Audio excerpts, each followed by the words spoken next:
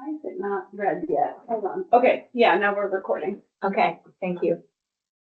Wow, this is great to have everybody here. I'm so happy that we decided to take our show on the road.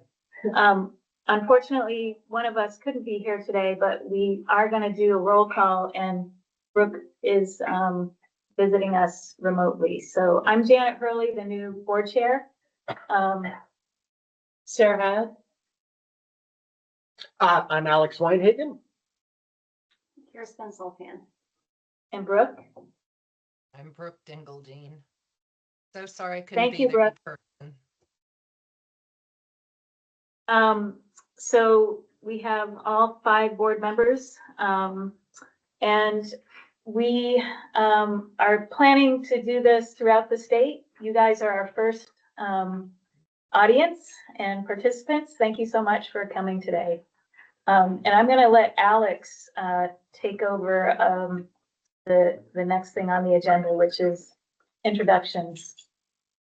So yeah, hi everybody. Thanks for coming. Hope you had full bellies. And yeah, I thought that we could take some time to introduce ourselves. Hopefully we've already done a little bit of that while we were breaking bread.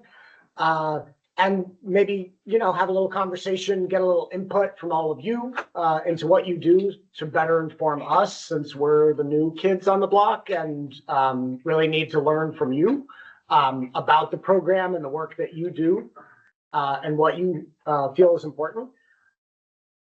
But before we jump into that, why don't we say just a couple more words about our backgrounds? I know we've done this with staff already, but for the commissioners who are here, and I thank you so much for being here, you may not know what our backgrounds are. So again, I'm Alex Weinhagen, and I come to the Act 250 program after a little over 20 years with the town of Heinsberg as their director of planning and zoning. And in that role had a lot to do with both the development review side of the coin, which is somewhat analogous to Act 250 in terms of what the commissioners do, but at the municipal level with development review boards. And then also quite a lot on the planning side of the coin in terms of creating comprehensive plans and doing project-specific planning and the like. And prior to that, had some experience in an entirely different profession. My academic training is actually in wildlife biology. It's not in planning. And so did some thesis work up in the Northeast Kingdom on a rare species of woodpecker and worked for the Department of Natural Resources in the state of Michigan for a couple of years before realizing it was just too darn flat and had to come back to all this majesty and mountains and such. So anyways, briefly, that's my background. Kirsten, what about you? Yeah, so apology too for everyone who already knows that. I'm a civil engineer. I have a degree in applied science, sanitary civil engineering. I was in consulting for almost 17, 18 years, predominantly in Vermont, but also partly with a New Hampshire-based firm. I had my own business the last 4 years of that work, and that work led into quite a bit of design in the areas of stormwater and water quality, and some work reporting to a couple of the district commissions and the Agency of Natural Resources, which gave me a deeper introduction to Act 250. My predecessor was leaving the role and was my point of contact, and I was interested in relocating to the Northeast Kingdom where I live. And I've been with Act 250 for a little, like over 19 years. So I've been serving as the district coordinator for the Northeast Kingdom region. In that role, for those of you unfamiliar, the coordinators determine jurisdiction, work with all parties. The role is essentially to assist all parties. So the coordinators are often engaged with applicants before they submit an application, providing guidance or other prospective participants, and then they do all the legwork and administrative work, processing the application review for the district commissions, and then they're also in a support role to compliance enforcement.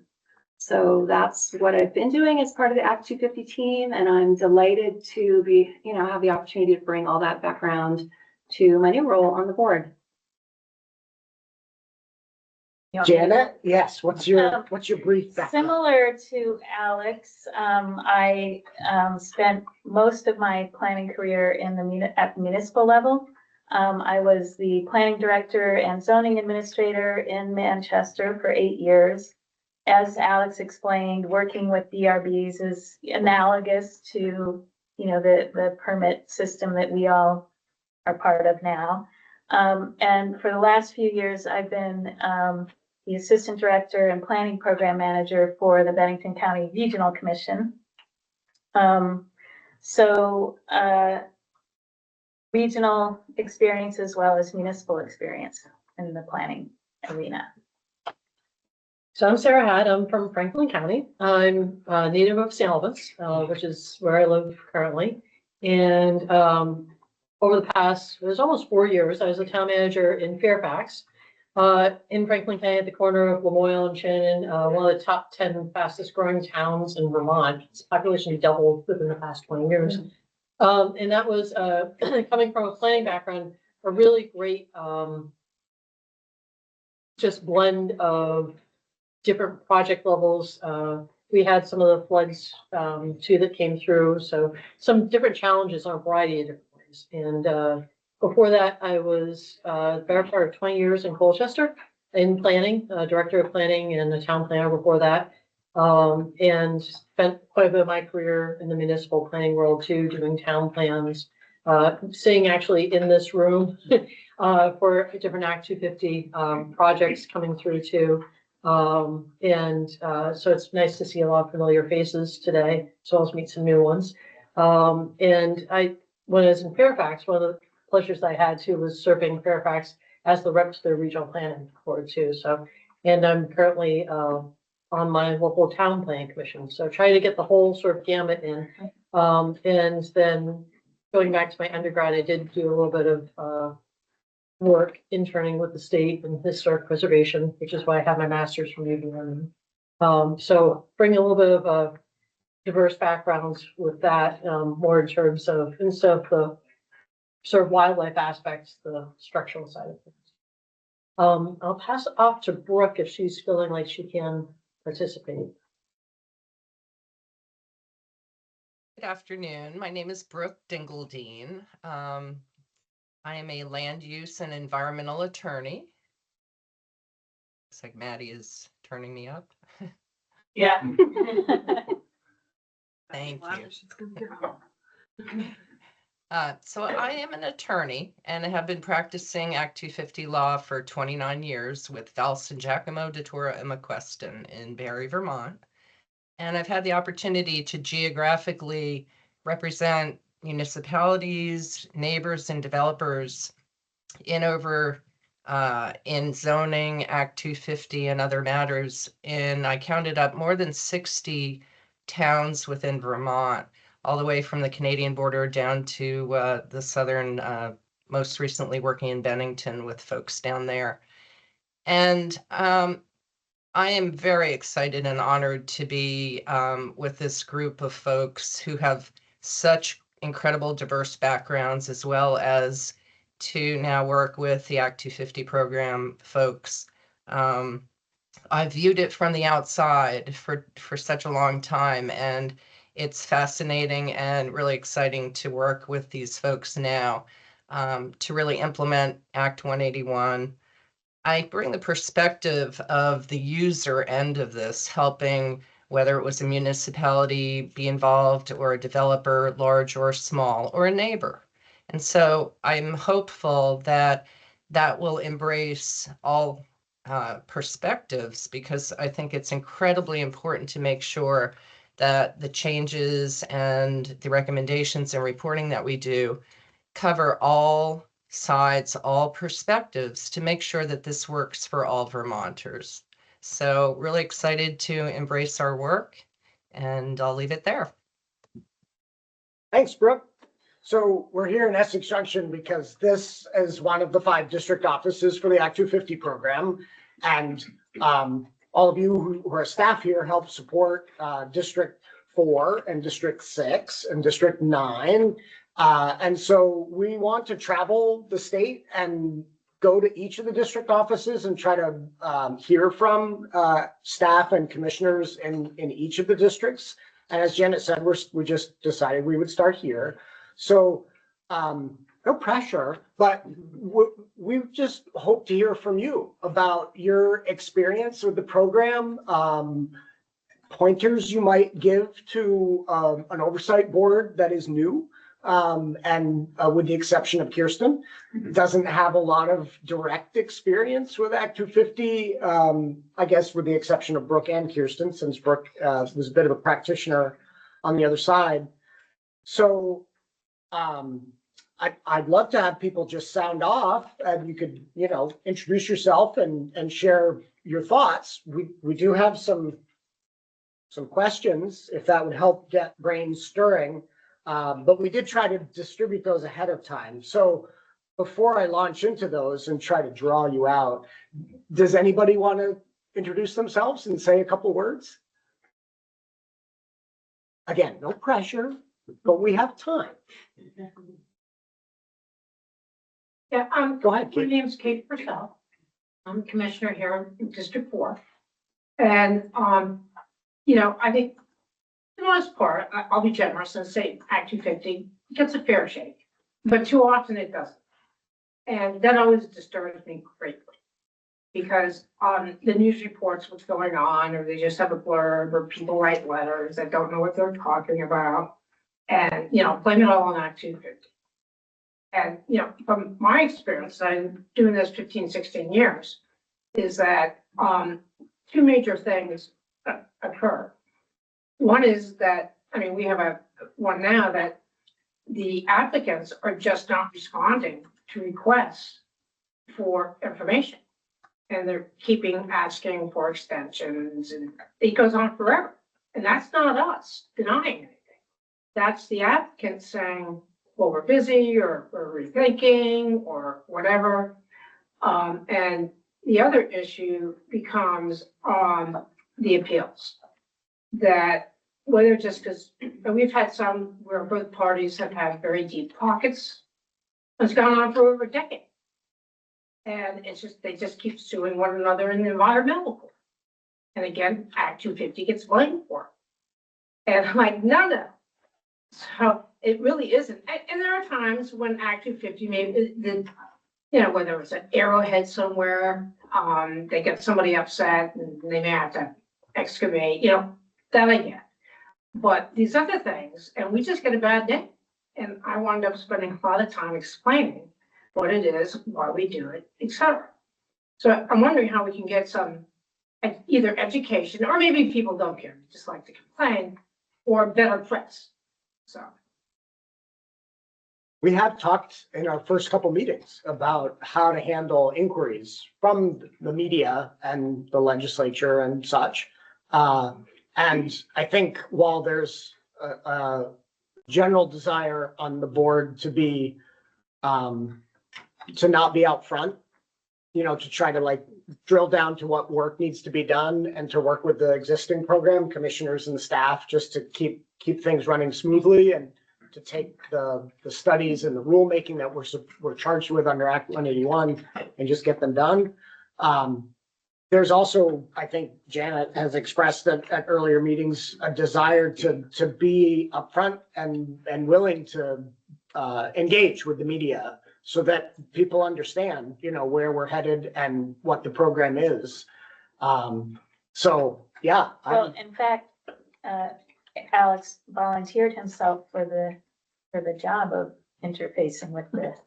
I like to talk to the media, so we're going to let those inquiries flow through Peter as the executive Right. director, but then to the extent that the board, might make a few comments, that'll be my job, and hopefully, we'll keep the lines of communication open, because I don't disagree with you.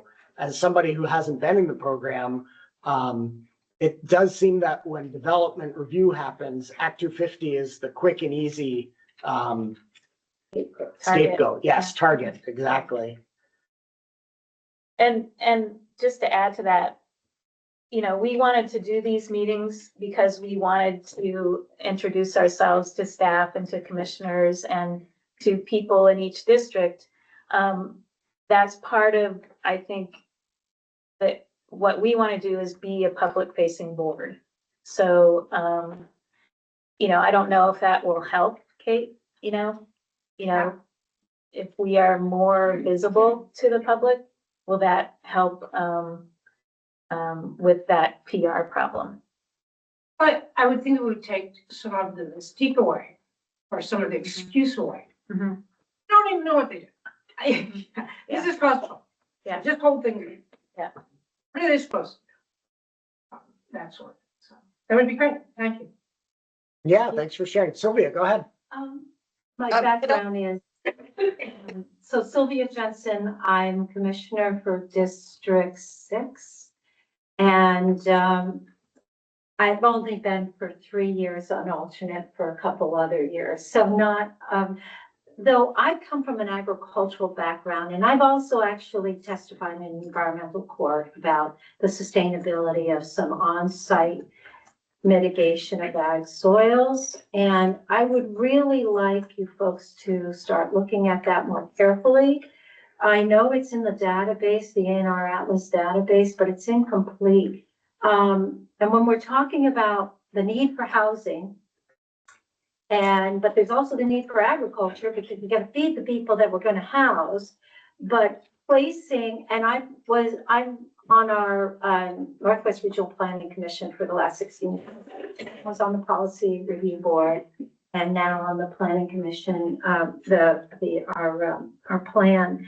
And then from an agricultural standpoint, on-site mitigation of ag soils without a house right, it makes no sense. Now that house right, because remember, I have 15 years of land conservation also, so I know what highly restricted easements are and how agriculture can manage with them. But if you just have a piece of land that doesn't have ag infrastructure around, it's not going to be used. I would really like to know how much of those on-site mitigation of ag lands are actually being used for agriculture, because sure, I envision a vegetable farm maybe on it if you're surrounded by 300 homes or whatever. However, if you don't have a house right for that person to be able to live there with the ability to build infrastructure, then you're not going to have agriculture.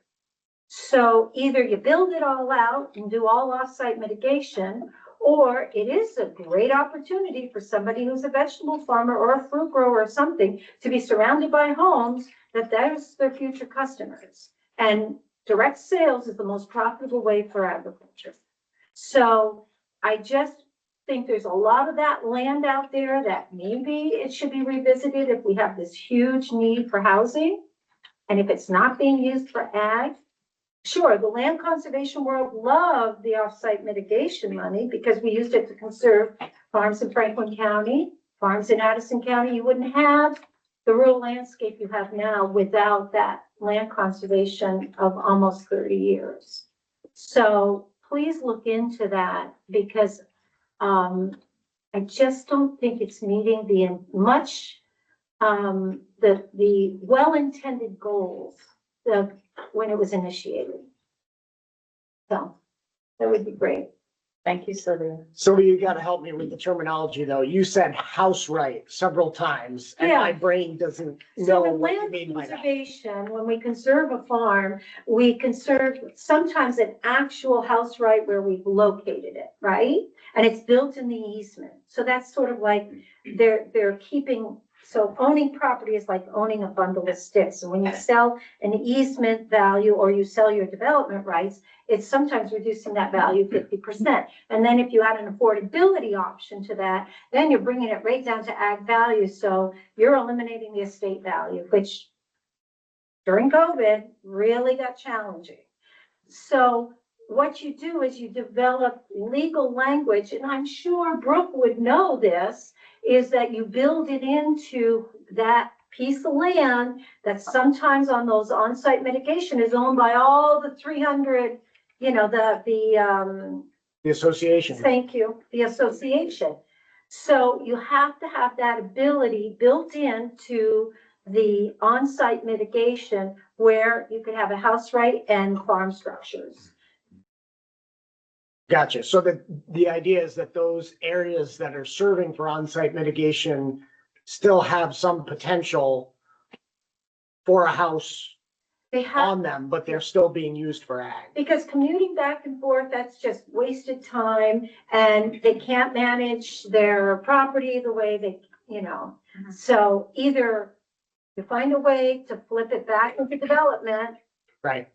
or because it just has the municipal sewer, water and all that, or you create a situation and maybe amend these on-site mitigation where you can put in a house right, you can, but that's optional. It doesn't have to be. If the Right. farm's just a mile down the road, Right. but ownership changes. You have this life cycle of ownership, which goes from a young, then we have aging, and then back to young. So you have to think about that as you're thinking. But there's a lot of parcels out there that are just not being used for their well-intended purposes. Interesting comment. Thank you, Sylvia. Anyone else have a thought or a suggestion to share? Irene? Hi, Irene Renner, 20 years involvement in local government, a few years on the regional planning commission in Chittenden. And most recently served as a senator in a district called Chittenden North, which includes Fairfax, Essex, where I live, the rural part at least. And I had trouble voting for all these bills. And after the Home Act was passed, the voters in Westford turned down $4 million in grant money to build a wastewater treatment plant because they did not want their town common to be filled with 5 plexes. So I would ask that you think about any possible changes that could help rural towns develop as they need to, but not go haywire. And that was the fear there. And I don't know too many towns that can afford or want to give up that kind of money, but they did because they appreciate the identity and the appearance of what they have now. So one sort. Thanks. Thanks, Irene. Having lived in Westford for 14 years, I'm pretty familiar with that conversation that was happening up there. Yep, I don't live there anymore. I live in the Queen City now, but yes, I hear you. Go ahead.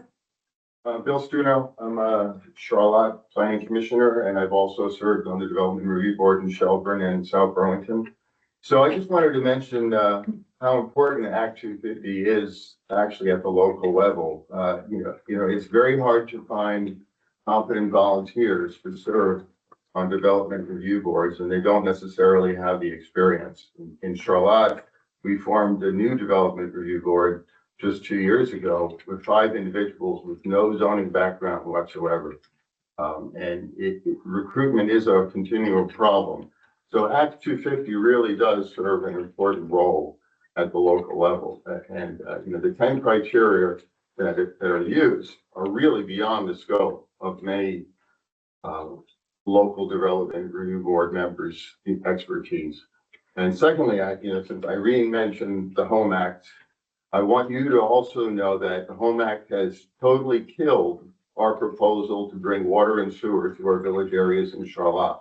We do not have the infrastructure to handle the density that the Home Act requires.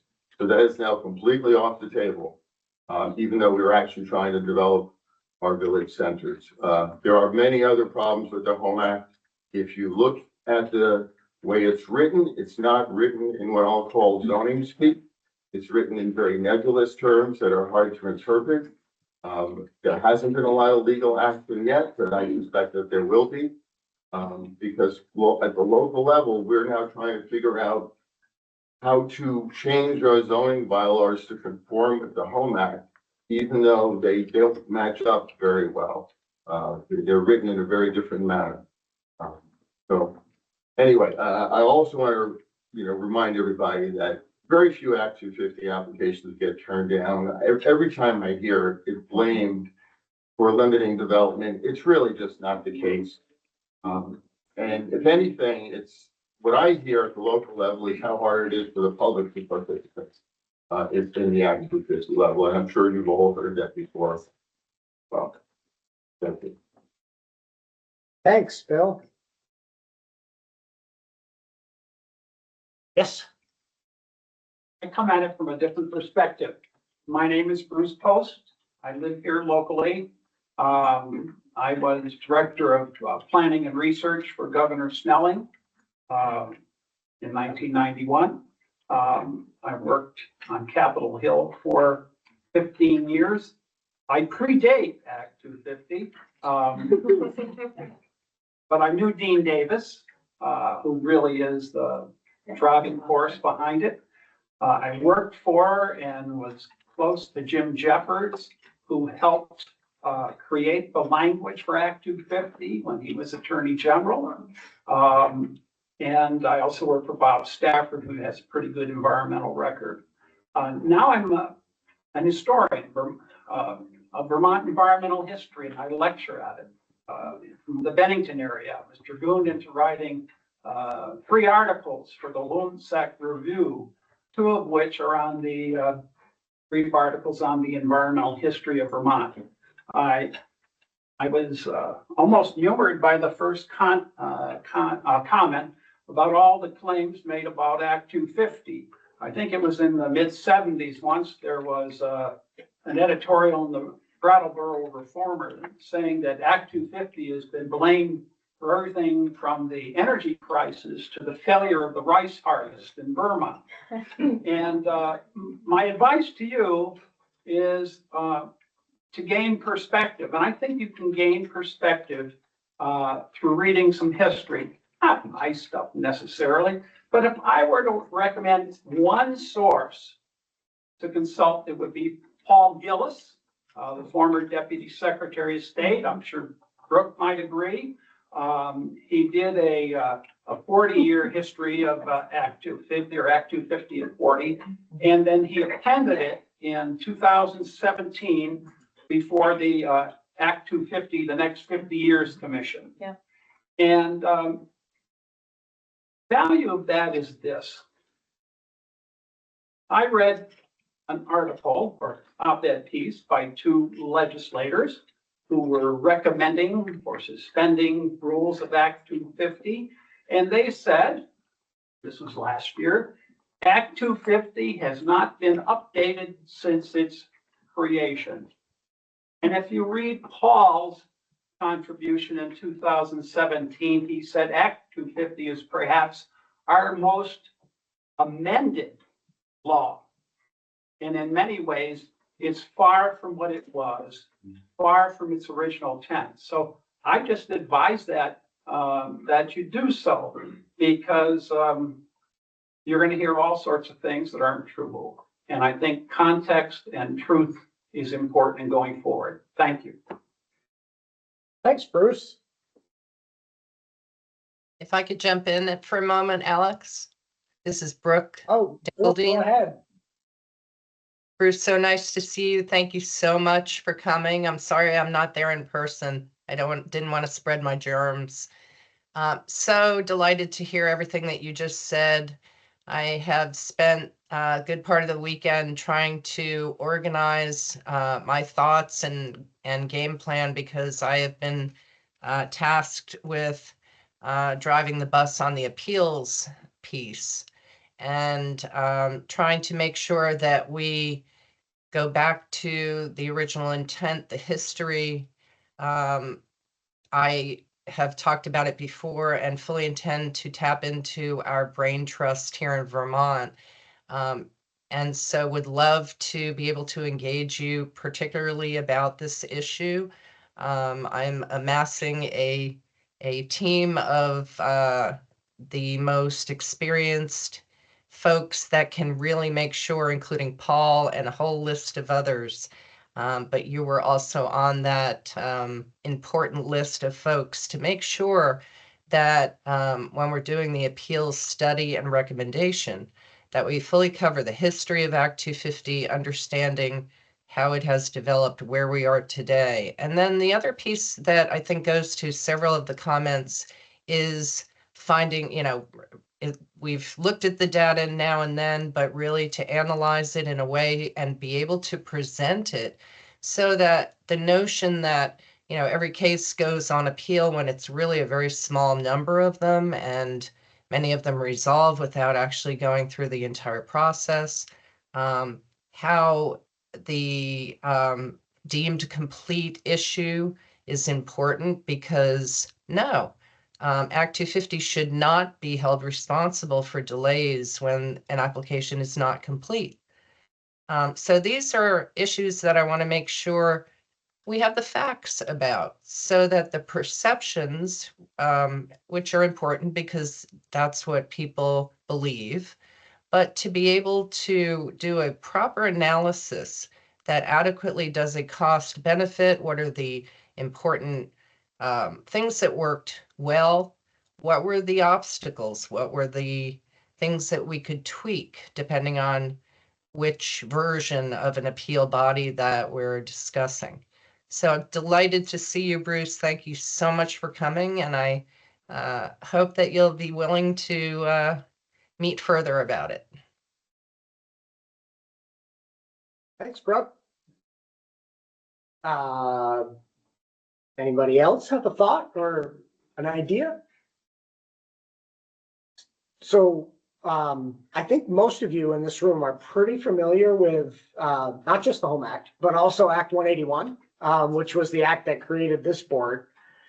And hopefully you're aware that we are charged with completing a number of studies and several rulemaking processes. And so that's what Brooke alluded to, that one of those studies is on the appeal system and whether there's a way to make it better and also to render some kind of an opinion on whether the environmental court should continue to hear those appeals or whether it should be a different body altogether. So as Brooke mentioned, we've sort of divvied up a lead board member for each of those studies and reports and rulemaking processes. So Kirsten is our lead on the wood products manufacturers and that study. Brooke, as Brooke mentioned, is leading on the appeals study. I volunteered to lead on two different rulemaking processes, the tier 3 rulemaking, as well as the new criterion 8C on forest blocks. Tier 3, for those of you that don't know, is part of this new system for location-based jurisdiction for Act 250, where some portions of the state, very small portions of the state at the moment, would be exempt from Act 250. Those are the tier 1 areas. The lion's share of the state would remain largely the way the jurisdiction runs today. That was tier 2. And then there's the idea that we should also have an expansion of automatic jurisdiction areas, which are called tier 3. We already have those, so they're not called tier 3, but anything at 2,500 feet or higher is essentially our existing tier 3 automatic jurisdiction. And so the idea is that we might expand that to include other sensitive areas. Janet is working on, refresh my memory, On community engagement and environmental justice, but also the RPC, the regional plan intake and approval process. Right, that's a big new thing that this board is responsible for, is actually approving regional plans, which never happened before. Regional planning commissions, like the one Charlie Baker runs, just adopted their own plans and called it good. And now they will need to come to the Land Use Review Board to get those plans formally approved. So yeah, Janet is helping interface with that process because we need an intake system and then understand our review for that. And that's actually up next on our agenda, is to talk a bit about that, as well as the environmental justice piece. And Sarah, you're, I know, tasked with the tier 1A conversation. Yep, and standing that up because we have till the end of 2025 to have a process for that. And so also Kirsten and I have taken on the roads rule to the extent that that's needed. And I think we've all agreed on being part of tier 2 examination. So that's a lot of heavy lifting, isn't it?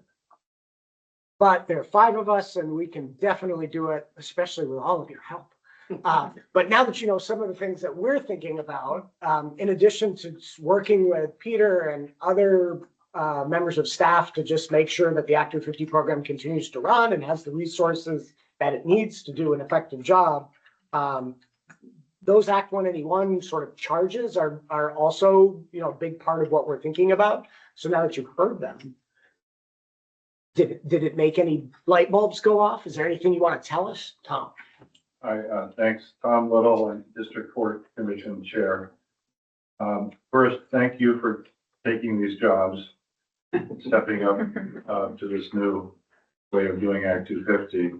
I think the appointment process, I was nervous about the appointment process, but I think it came out terrific.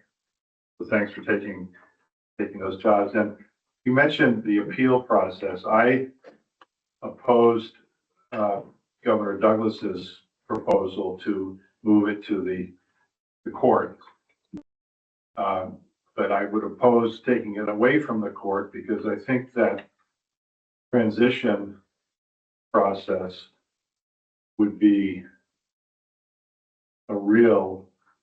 wouldn't be fun, and it would be lengthy and disruptive, and I don't think it would be ultimately worth benefit of being back into an older model. I don't think we'd be worth it. I'd be very cautious about that. I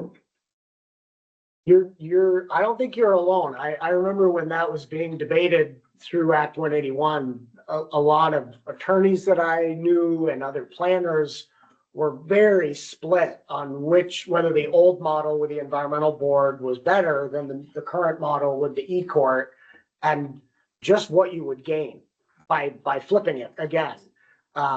It's a thank you for that perspective as someone who's seen, you know, both sides of the coin. But that's our charge, is to take a look at it and render some sort of an opinion on what we think would be the best way to move forward. And let me jump in again just to respond. So nice to see you, Tom. Yeah, I didn't want folks to be concerned that because I'm an attorney and, you know, that it was a fait accompli, that somehow I was going to tip the scales in favor of the court system. I'm here as a board member, not as a practicing attorney, but have had that experience before the environmental board, the environmental court, the environmental division before it went to e-filing, and now that we are finally in a system that does work very well. But the effort that it took to get there, the cost, we went through a pilot program. And I have also in the past number of years practiced before the Public Utility Commission and saw them go through the same process. And so some of the data that I want to make sure that we obtain to the best of our ability is maybe a comparison with what it cost for the PUC to take on that role as opposed to allowing it in the turnkey operation of the environmental division. Because I think the resources, and not just the financial cost, but the amount of time for the administrative side as well as the learning side of the users, you know, all of those things need to be considered. And so absolutely, I think it's very important. There are lots of great arguments and reasons to stay with a court model, and certainly lots of arguments and reasons to try to get back in touch with the environmental board type of model or LURB model. So we are really going to do a deep dive on this to try to truly present the information as objectively as possible with the cost benefit as well as the you know, the best comprehensive recommendation that we could make.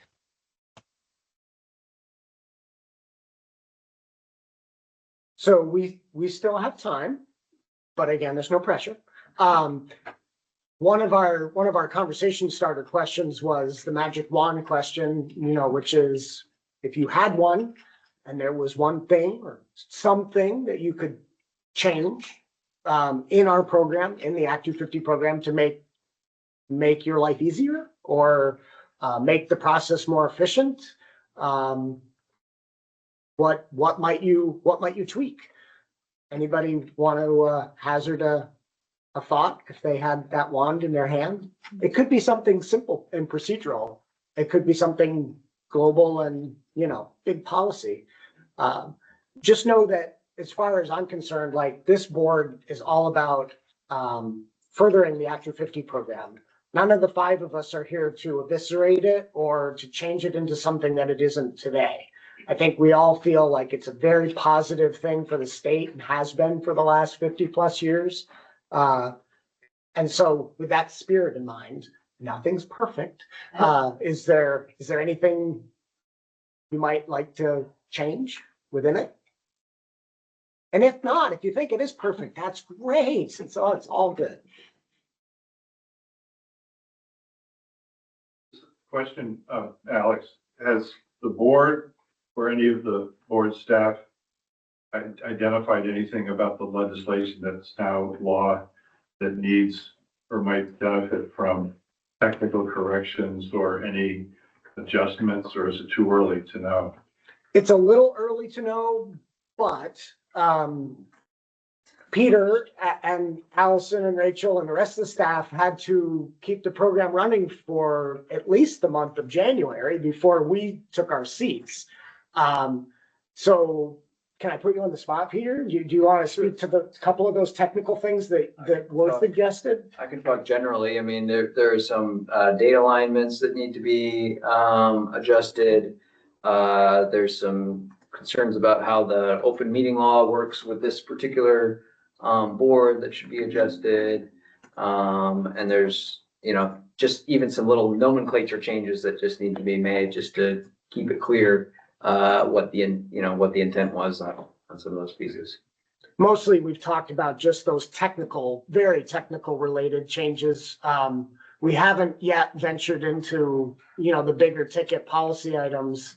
But we're cognizant of the fact that the governor, who appointed us all, thinks that actually quite a lot should change in what passed last year and has proposed a housing omnibus bill that would greatly change some of our mandates in terms of the rulemaking and the studies and such.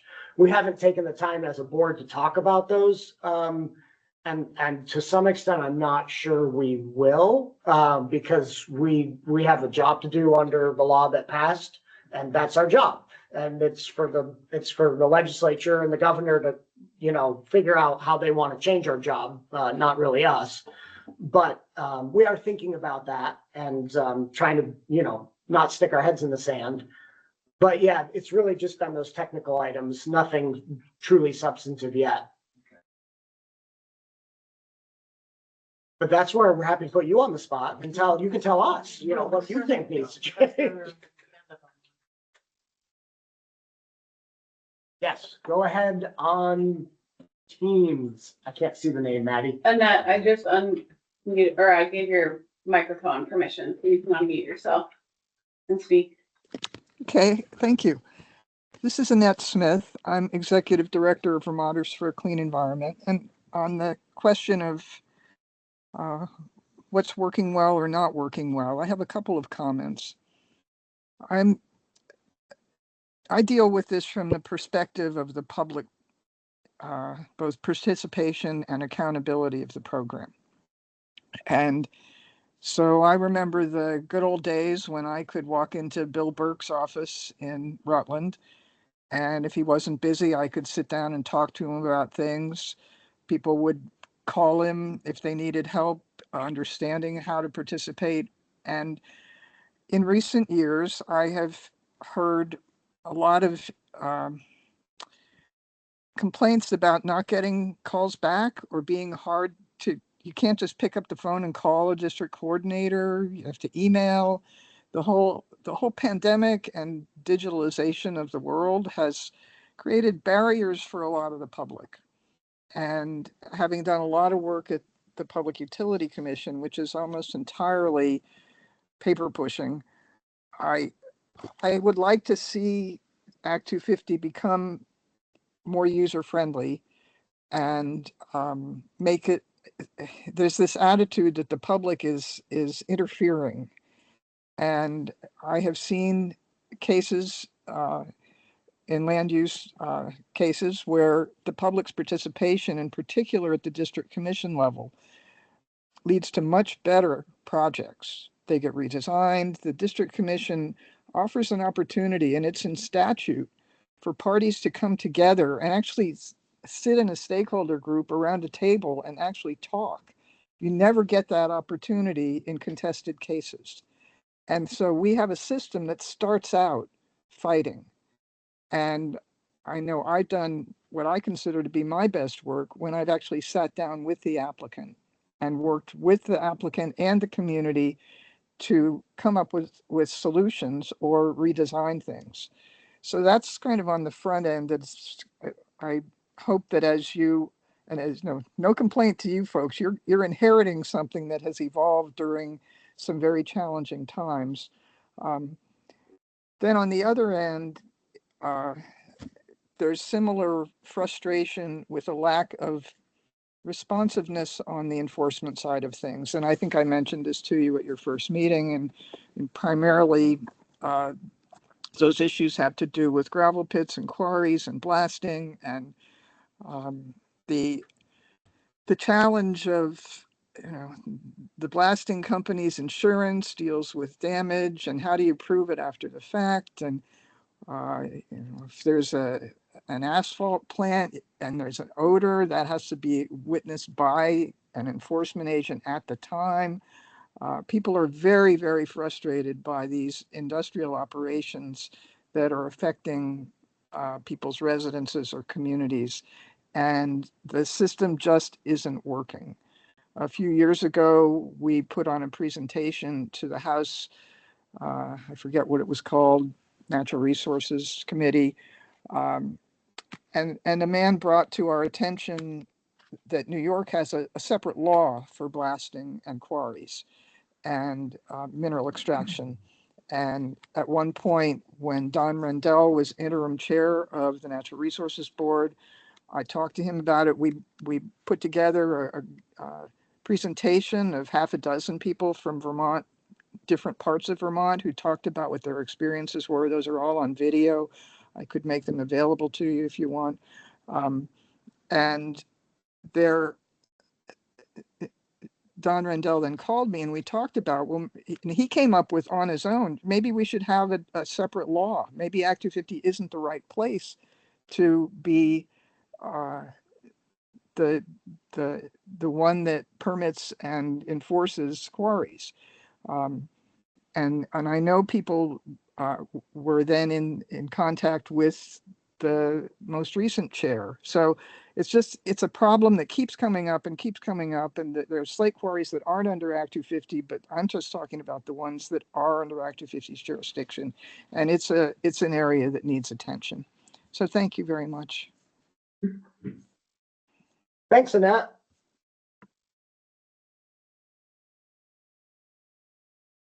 Well, it seems like, Stephanie.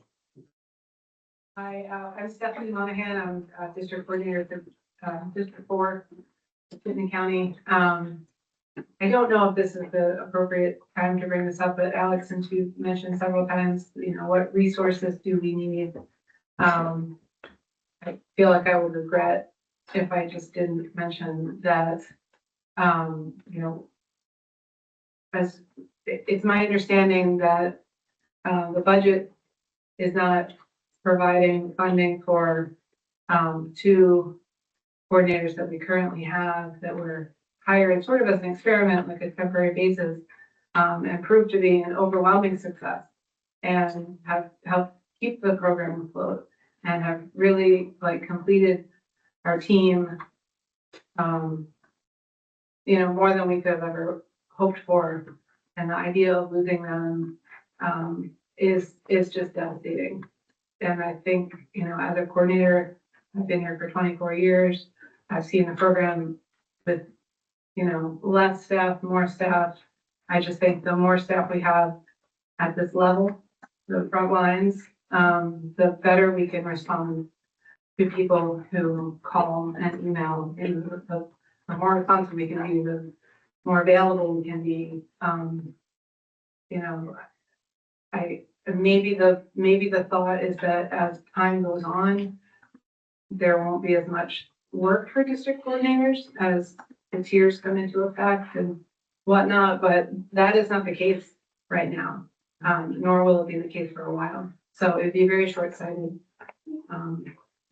to lose those positions. Totally appreciate that comment. Have heard it from other staff and, I'm sold. I figured am with you on that. No, I appreciate that. I don't want to speak for all of us, but I think we've all heard that message loud and clear. Yeah. And, as Peter explained it to us, the FY 26 budget, that was put forward to the governor's office included those funding for those to continue those positions. But Not permanently though. as a limited term, Right. but still so that they would continue beyond the end of this calendar year. And that request, didn't make it into the governor's proposed budget. So I think it's incumbent upon the board and Peter especially to be in front of the legislature advocating for additional funding to make those possible.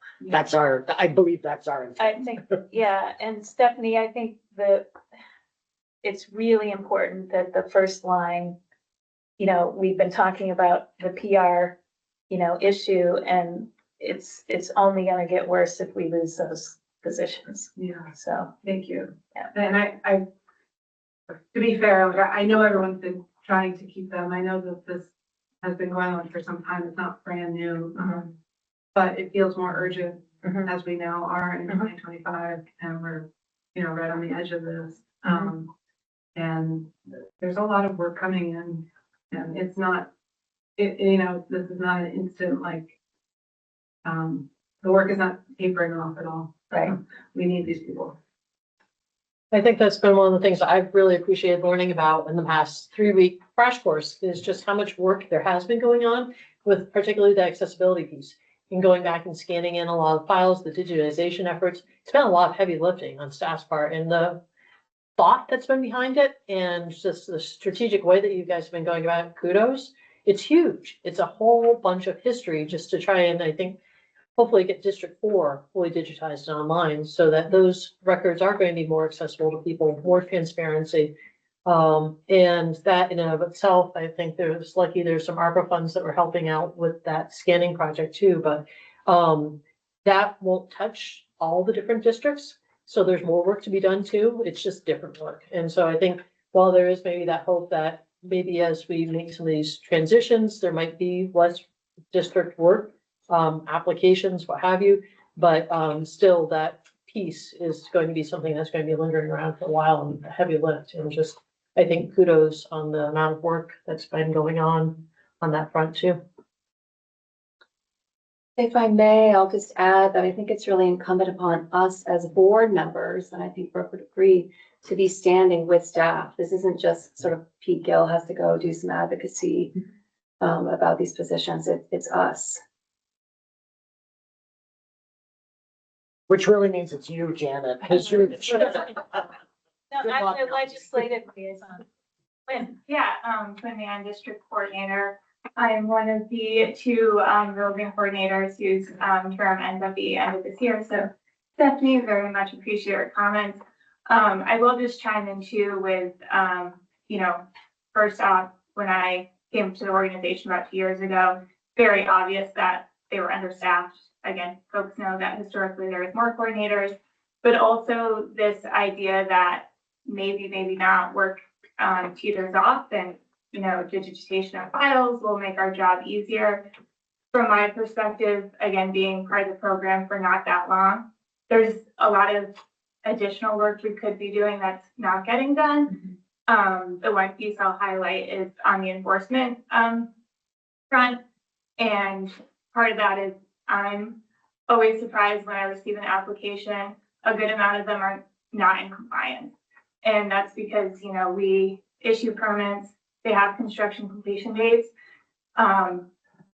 This is not an our enforcement staff, we have excellent enforcement staff, and they really respond to complaints that come in. But we issue those permits, those construction completion dates pass. No one's going to that site to make sure they actually respected the buffer that was put in place. Or sometimes there's remediation plans that are being submitted later on. A whole, like, you know, all different types of landscaping wasn't put in, XYZ, like, pretty, I would maybe say 50% of the applications I see when I review the permit file as part of the application process, there's non-compliance there. And we can address those through application processes. It's, I would say, better for folks that way. There's no formal enforcement. They don't do fees. So that is a friendlier way, if you will, to address enforcement or, you know, potential non-compliance. But to me, you know, I've done environmental compliance through other programs before. And when we put those types of conditions, the applicants were submitting documentation that proved they didn't cut the trees when they weren't supposed to, or the bat habitat, that they actually implemented a buffer, that sort of thing. And I know I've heard from various commission members as well, because I work across commissions, that they're like, why are we putting conditions in and then folks don't follow them, right? So I guess my point to highlight there is one kind of a magic wand of, I wish compliance was a little bit more of a part of our workflow a little bit more, and just to highlight the integrity of our program, even if the number of applications we see in the future decreases, there are things that we still should be doing and that the coordinators would be in a good position to do. That's my comments for right now. Thanks, Quinn, for going out there on the limb and making a very specific suggestion. And I'll just say from my experience at the municipal level, so much the same. We spent so much time and energy crafting, you know, conditions to address important issues that came up either because of the regulatory compliance or because an interested party raised a really good point. And the way to address it was through a condition. And then the level of eyeballs on the project after it's been approved just sort of vanishes at the municipal enforcement level until typically either a zoning administrator is on the site for an inspection or a certificate of occupancy and happens to notice something, or more likely the neighbor says, I was a part of your process. They were supposed to do this. How come they didn't do it? And so your point is well taken. And it does seem to me like the district coordinators need to play a significant role in that. It can't all be the two enforcement officers, you know, and because the district coordinators are closest to it and we're part of the review. So losing capacity at your level and Stephanie's level just doesn't, it's a bad idea. I totally agree. And it's last comment, just as we talk about efficiency of processing application, that is also something that adds to an application being less efficient if they're addressing a non-compliance issue that's been on the site for 10 plus years or something like that. So it all really feeds into each other when we don't have client property. Program integrity. Yeah. Right. Why do we have a program if we don't follow through on the things that we spend a lot of time talking about and putting down in writing? Compliance. Yeah. Go ahead, Bruce. I have a question, which I'll preface with a little bit of background. I believe Act 250 was crippled out of the gate when the statewide land use plan did not come about. Governor Davis's greatest regret was that it was not enacted. Bit of trivia. Tom Salmon just died, famous for the quote, "Vermont is not for sale." Jim Jeffords thought that Tom Salmon was trying to cripple Act 250. He was a developer's lawyer. But going forward, one reason why you didn't have a statewide land use plan is we didn't have the means. We didn't have the sophistication. GIS was it wasn't in existence yet. Although one of the advisors to Dean Davis was Ian McCarg, a landscape architect, who helped create GIS. Going forward, you've got concerns about tiers. There's also the 30 by 30 project, the 50 by 50 project. I'm wondering if there's an underlying philosophy of ecological design underneath that. We have the tools today, Vermont Conservation by Design, but do we have the will? There are some basic raw principles, like if you're going to do something like that, bigger is better than smaller. Round is better than square, and various other things. My great fear is politics will get involved if we don't have a basic philosophy, and we'll end up with what I call ecologically gerrymandered maps. You know, in politics, they have these little salamander maps to try to get the most votes from their party designed in. I hope that doesn't happen as we go forward, looking at the tiers and looking at the 30 by 30 process and the 50 by 50 process. Maybe Charlie Baker knows because he's involved with the regional commission. Yes. So, there you go. It is a very good segue. But I do want to respond and say, I think, yes, we recognize that Act 250 as a program lacked the plan to be based on. So it's like we stood up a regulatory system without a plan to help that, you know, to be implemented by it. And so we get that, but we don't have a time machine. So we're not going back and to fix that problem. And so we have to go forward. And I do think that the intent of Act 181 was to recognize landscape level ecology and to have that factor into how the tier 3 areas are identified and how we deal with the forest block criteria that's been added and what recommendations we make for the tier 2 areas, which I continue to believe will be the bulk of the state, even after we determine what tier 3 is all about. But as Sarah said, like we're all working on individual, taking the lead on particular aspects of the act. We'll all be working together on the sort of second effort after that on tier 2 and what recommendations we have for sort of normal, as we know it today, Act 250 jurisdiction within, you know, the bulk of the state. And even though we didn't have that, you know, guiding plan or land use plan, I do think that the Vermont Conservation Design protocols and the GIS data that we all have ready access to today will help us and will get us where we need to go. I'm not going to commit to the fact that there won't be some ecological gerrymandering because this is a human process, right? It's not like we can just look at Vermont Conservation Design and say, the end. Like that just tells us what we need to do. Mm-hmm. The art of planning is the combination of ecology and sociology, if you want to put it that way. And so we want to do that work, and it's difficult, but I think we're way better positioned now than we were back when Act 250 first came about because of the data sources that we have. And I'm excited. I hope we're all excited to dive into those tools and the mapping and help inform the process.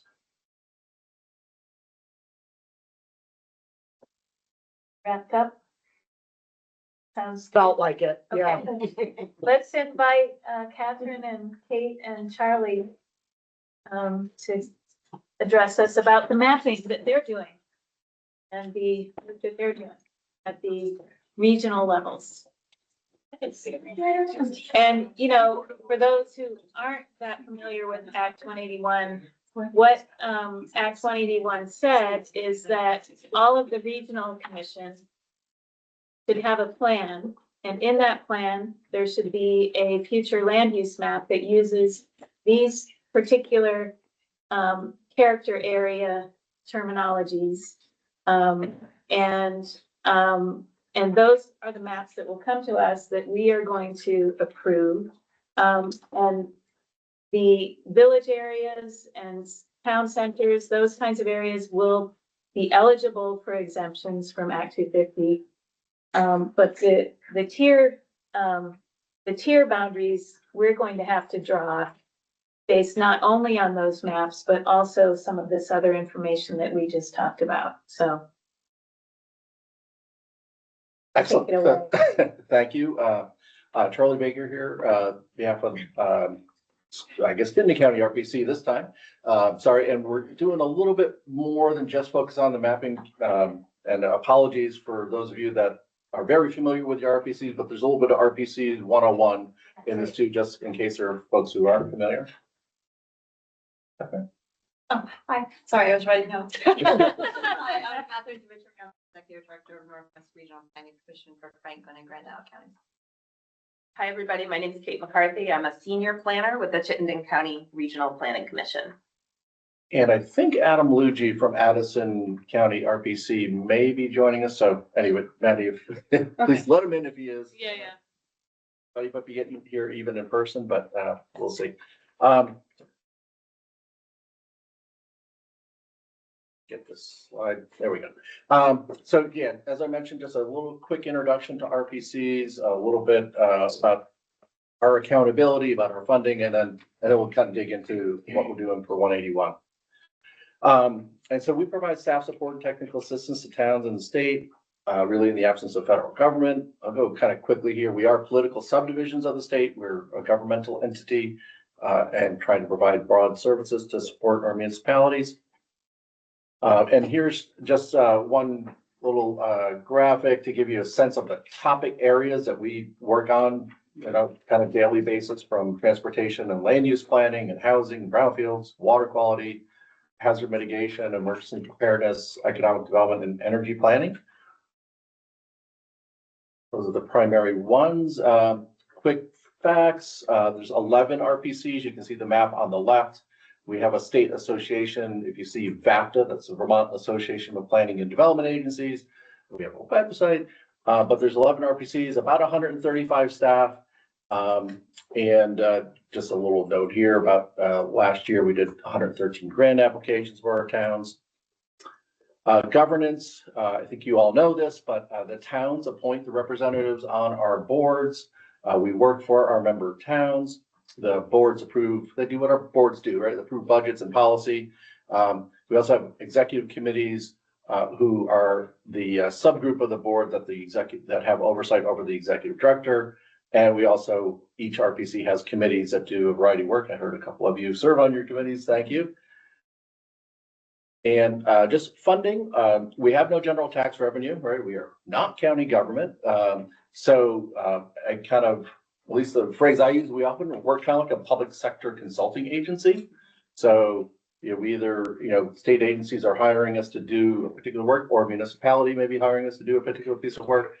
And you see on the graphic there, the state agencies, commerce, transportation, natural resources, emergency management, agency of administration, buildings and general services, public service, health department, are all state agencies that we often have contracts with, and then even federal agencies, USDA, Rural Development, typically, the Economic Development Administration, the Environmental Protection Agency, USDOT, the Northern Borders Regional Commission, and just kind of rounding out our funding is kind of town dues. And just for perspective, town dues make up typically about 5 to 7% of RPC budget. So it's very much state and federal grant funded. And we'll see how things play out in Washington to see how that continues or not. Sorry. Fingers triple crossed. Thank you for laughing about that. And we obviously do a lot of work with our municipalities on planning and zoning work. These numbers fluctuate a little bit, but we have most of our towns do have municipal plans. Most of them have zoning bylaws, and there's a subset in here. I think about 200 have zoning bylaws, about 150 have zoning and subdivision bylaws. And then we have 17 with nothing, and 37 that have only floodplain protection bylaws. Charlie, is Isle Lamont one of the 17 that you counted I here? have Because no you might need to take it out. Oh, no. No, they still have no bylaws. They do have a town plan. No zoning, no bylaws. But you have a No, but you have a town plan. But we have a town plan. Yeah. The last Oh, of I thought that was Catholic no town towns plan. to have a town plan. Yeah. We are 100%. 241 towns with plans. Okay, yeah. Thanks for the shout out. And, you know, and there was some preliminary discussion here about all the policy push in the legislature on housing. And so last year we helped, we got some funding from the state legislature last year for housing navigator work, which resulted in 94 towns getting assistance. One little example, Rutland RPC pulled together a housing resource guide with 50 resources from 15 organizations. And really, we're just trying to help do what we can to smooth the path to more housing. And then just full disclosure, this is just, we've been using this in the legislature, just a few things that we think would be helpful. Some more funding or financing water and wastewater where the town wants it. Looking at the risk from permit appeals, which is probably a little different than the permit study or the appeal study that you guys got asked to do. And happy to talk more about that issue. And then also what other permits are involved. And I definitely heard loud and clear how, you know, in Vermont, I've only been here 17 years, but Act 250 is used as a euphemism for the entire permitting system, right? It could mean the town was at fault. It could have meant DEC, could have meant there was an issue at Act 250, but it's just, for whatever reason, we've gotten to just say Act 250 is, you know, there's something wrong with the permitting system. Obviously, we know it's more detailed than that, but, and the two that, two particular areas that haven't been addressed too much yet are other DEC permits. You saw the governor propose some changes in wetland permitting. There could be issues in stormwater permitting that goes along with that too, and the State Historic Preservation Office. And so, anyway, just full disclosure, let's just let you know, this conversation's not done. You could certainly tell that by the governor's proposal. So, did you want to add something? No. Are you sure? Yes. All right. Pick up from here. Sure. So I'll take it from here. And I did note that Adam has joined. So hi, Adam. And we'll turn it over to Adam to talk about Addison County in a bit here.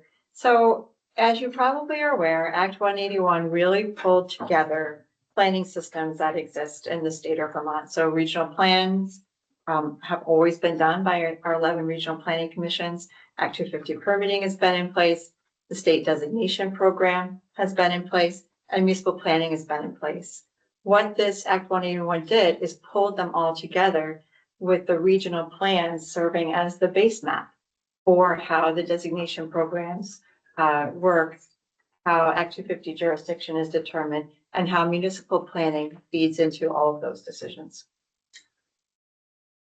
So the Act had 3 new requirements for regional plans. One is for local and regional plans, which requires that we now have to determine that using housing targets developed by the state of Vermont that we then translate to the municipal level, we have to demonstrate that our plans have enough land set aside for growth to accommodate those housing targets. We have to make sure that environmental benefits and burdens are distributed equally across our regions and the state. And we also need to have broader public engagement and opportunity for people to participate meaningfully in the results of regional planning. And all those are really important because the regional plans actually mean more now, because our regional plans now, we will all be doing future land use plans that are the same across 11 regional planning commissions using the same land use categories. And that will serve as the basis for a lot of other decisions that happen at the state level. And I think that's just to emphasize at the same time that the Act 250 is going through some evolution. The RPCs are going through evolution right along with you. And so these are the land use categories that all regional planning commissions are going to be using. So as part of our work on this, we were required to develop some mapping standards so that we all not only use the definitions that are in statute, but we approach mapping in the same method. And those were developed by the end of December, and they are available on the VAPTO website, and we have provided information to the Land Use Review Board. So in addition to the language that's in statute that describes these areas, we have further detail about how we're approaching the mapping. Including consistent colors. So that it can be all knit together. And at the end, we don't have a state land use plan, but we will have knitted together 11 regional plans that are built off the municipal plans that present that same statewide picture that we have been missing. And so there are 4 land use categories that really feed into the work of the Act 250 and the state designation program. So the first 2 are the downtowns and centers and the village centers, and those are really our concentrated areas of growth. Next are planned growth areas. Those are the larger areas that are still more dense than the rest of the community, but are really outside the downtown cores. And those planned growth areas will be related to downtown centers. Those 2 will go together. And then we have village areas, which are the areas outside of the small village centers that are really important for the growth of the community, but still not but they're denser than the surrounding countryside. So together, all those 4 land use areas for communities that have zoning and subdivision and public water and sewer or suitable soils, those areas will be eligible for opting in to Tier 1B. So those municipalities that choose to opt in, the Act 250 jurisdiction in those areas will be 50 units or less on 10 acres or less. So that's a change, and it kind of furthers the implementation of the interim exemptions that are in place now. The other thing that we need to do as part of our land use planning is housing targets, which I did mention. And so it's hard to see from across the room. Yeah, I'm sorry, I'm at full screen. Okay. Oh. Oh, there you go. All right, so we can take a look at our region as an example. So Northwest Vermont, by 2025 to 2030, in order for Vermont's housing market to normalize, meaning we have places for people who don't have homes now, our vacancy rate is at a more healthy level. There's enough churn in the real estate market to have homes available for sale and purchase. And so in order for that to happen, the low estimate by 2030 is that we would need an additional 2,144 homes. The high estimate is 3,249. For most regions in the state, even the low estimate for 25 to 30 would require approximately a doubling of the housing growth rate that we have seen over the past decade. And when I say doubling, I don't mean we're going from 10% to 20%. I mean, we're going from 0.5% to 1%. So the numbers we're talking about are big when you think about it. The percentages are doubled, but the overall numbers aren't that big. So that's an idea that we translate that to each community in our region. We've broken that down into municipal targets, and we're in the process of meeting with our communities to talk about those as well as the land use plans. Yeah, and I hope everybody's familiar with the housing targets. Oh, geez, that wasn't good. We just got those from the Agency of Commerce 2 weeks ago, I think. So and they were developed with Vermont Housing Finance Agency. Yeah. Okay, so this is the new system, the regional plans and our future land use maps.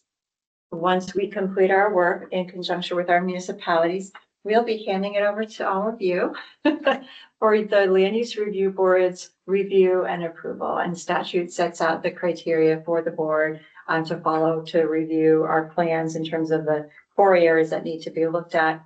Once our plans are approved by the Land Use Review Board, the state designation program, our system of incentives, will actually become automatic. Municipalities no longer need to apply. Once our maps are approved, the boundaries will be set by our maps. So that's a nice burden off of our municipalities, and that lets the state program focus on the incentives and not the reviewing applications process. And then, as I noted, the maps will show those areas that are eligible for the municipal opt-in, the Act 250 exemption areas.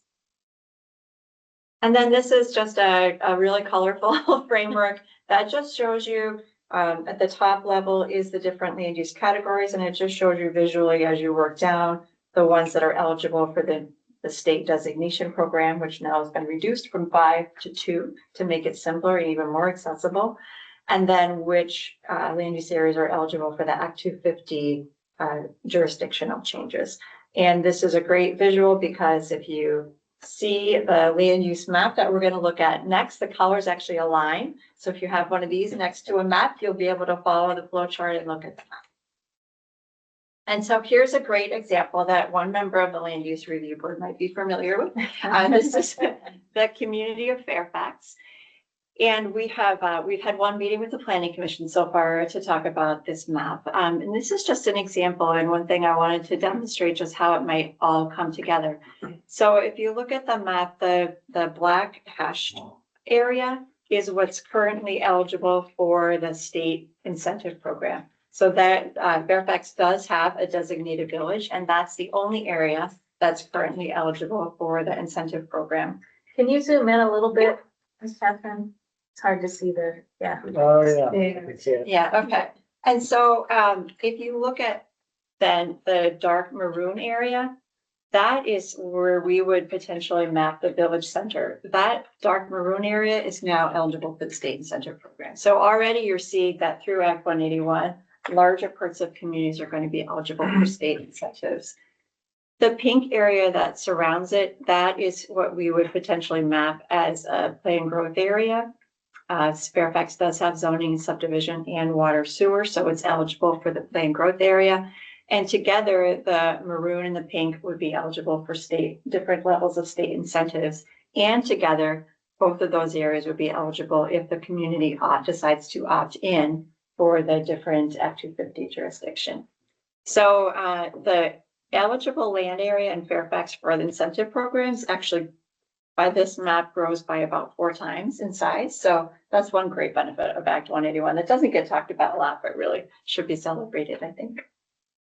And but do you have a map showing all of Fairfax so that everyone do. knows that that slice of Fairfax is Yeah. a tiny Yeah, and footprint? I didn't show that, but you will see it in a future map. The other thing that's important to note is the red line here that's around the village. That is the current interim exemption area. So you can see the quarter mile is really the rough approach. Like here, we'll throw up an interim boundary. And then the work that we do is really going to refine that. And so the interim really includes actually a lot of undevelopable lands because it's in floodplain or river corridor. And so by doing the long-term planning, we're actually able to make more land open to this jurisdictional change in the long run if the town opts in. And also, yeah, getting it right so we're not encouraging housing in floodplains, things like that, right? And I just wanted to give some context, Alex, to where I think maybe you were starting to go is what's in the current designations. So those village centers and downtown centers right now is 0.3% of the state's land area. The interim exemption area that is shown here on that red line is around, that did include a lot more land, but it's 2.1%, I think, something like that. It's around 2% of the state's land area. So just for context, that's, and obviously as we finish this mapping, it may be a little bit more than that or something. As you can see from this example, maybe it's roughly the same amount of square acres or miles, but it probably will grow a little bit from the 2%, but not, we're still talking about single digit percentages of the state land area. And you might find some places that don't want to expand. Yeah, that's right. Their villages. That Perhaps. is very likely. Yeah, and I think some of it will depend upon the opt-in, opt-out. Yeah. And it's going to be a balance point because what we map is what's eligible for the incentive program. So it's going to be balancing those. And then I just wanted to give you an example of a more rural community so we can take a look at some of the more rural area mapping. This is the town of Sheldon. And you can see large parts of it are actually mapped as rural agriculture and forestry. Those are the turquoise, teal color. And that's, in our region, we have a lot of land that's conserved by the Vermont Land Trust, or is otherwise prime ag soils. And so this is going to be pretty common in many of our rural communities, that a large majority of it is going to be in the rural agriculture and forestry. And that doesn't mean that nothing can happen there. It just means that our regional plan will have goals and policies that talk about development in those areas that do go through Act 250. The things that we'll be looking for are the development that's planned in such a way that can further, that will enable that economic value of agriculture and forestry to continue. Quick question, Jen, may I? You bring up an interesting point. Conserved land is much different than open and available land for whatever kind of development. Will that be included in your data layer that you can activate to add? Because in Sheldon, there's a tremendous amount of conserved land in Sheldon. In Addison County, you would be amazed if you saw those maps. So will that be integrated in all your mapping throughout the state, all the towns? Because obviously you can't grow there. Right. So identifying it as a non-growth area. Yeah, it's not that some of, as you know, a lot of those do allow for some limited additional housing lots. And so it really They'll bring in, depends. but they can never be subdivided. Yeah, so it really depends. It's not a complete no growth scenario there, but it's definitely limited. Where if a land has been conserved through the land trust or other mechanism for permanent conservation or agricultural use, that's one of the screens in our mapping guidelines, our 20 pages of mapping guidelines that says, you know, if it's conserved for agricultural use, then it's going to be in the rural agroforestry area. Okay. So we are considering that as one of the mapping layers as we do. Good, good, analysis. good. That's good news. Yes, yeah, absolutely. Yeah, and the thing Mr. Post discussing the bigger picture about what are we trying to accomplish, and our mapping is not the be all end all. I think we gotta like figure out how that interplays with tier 3. And I will say, as I'm hearing staff and start talking with towns, this issue of like lands that have easements on them and maybe in conservation, but they're for a use, maybe for agriculture or forestry.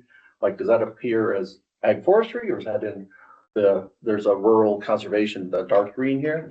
Like, which category? And I think that'll be a continuing. Yeah, but rural dialogue. conservation is like your town forest, your town, publicly accessible things. When you're talking about, and because Sheldon is so conserved, this is land that can be still sold. It can be, yes, there's a opportunity to put an extra housing right on it, but again, it can't be subdivided from it.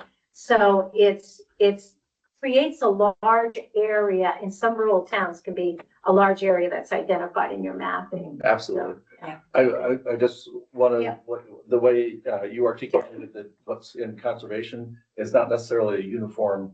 Oh, no, it's very diverse. You have, So, natural And areas. I just want to highlight, Yep, especially for the yep, board, yep. that I think there'll be, not 100% consistent way of dealing with this as we work with the towns. One of the things that we stressed in the guidance that we collectively developed, that the land use review board has to review, is that the balance between the three rural areas, rural general, which is, just where people like to live in space, rural agricultural forestry and rural conservation, the balance between those will be very regional and municipally dependent. So for example, we may have an area, I think of one of our communities, Enosburg, where our mapping criteria might not say an area should be conservation, but they have in their local plan and their bylaws extremely strong conservation goals and policies in their bylaws. And so we'll make sure our map reflects that.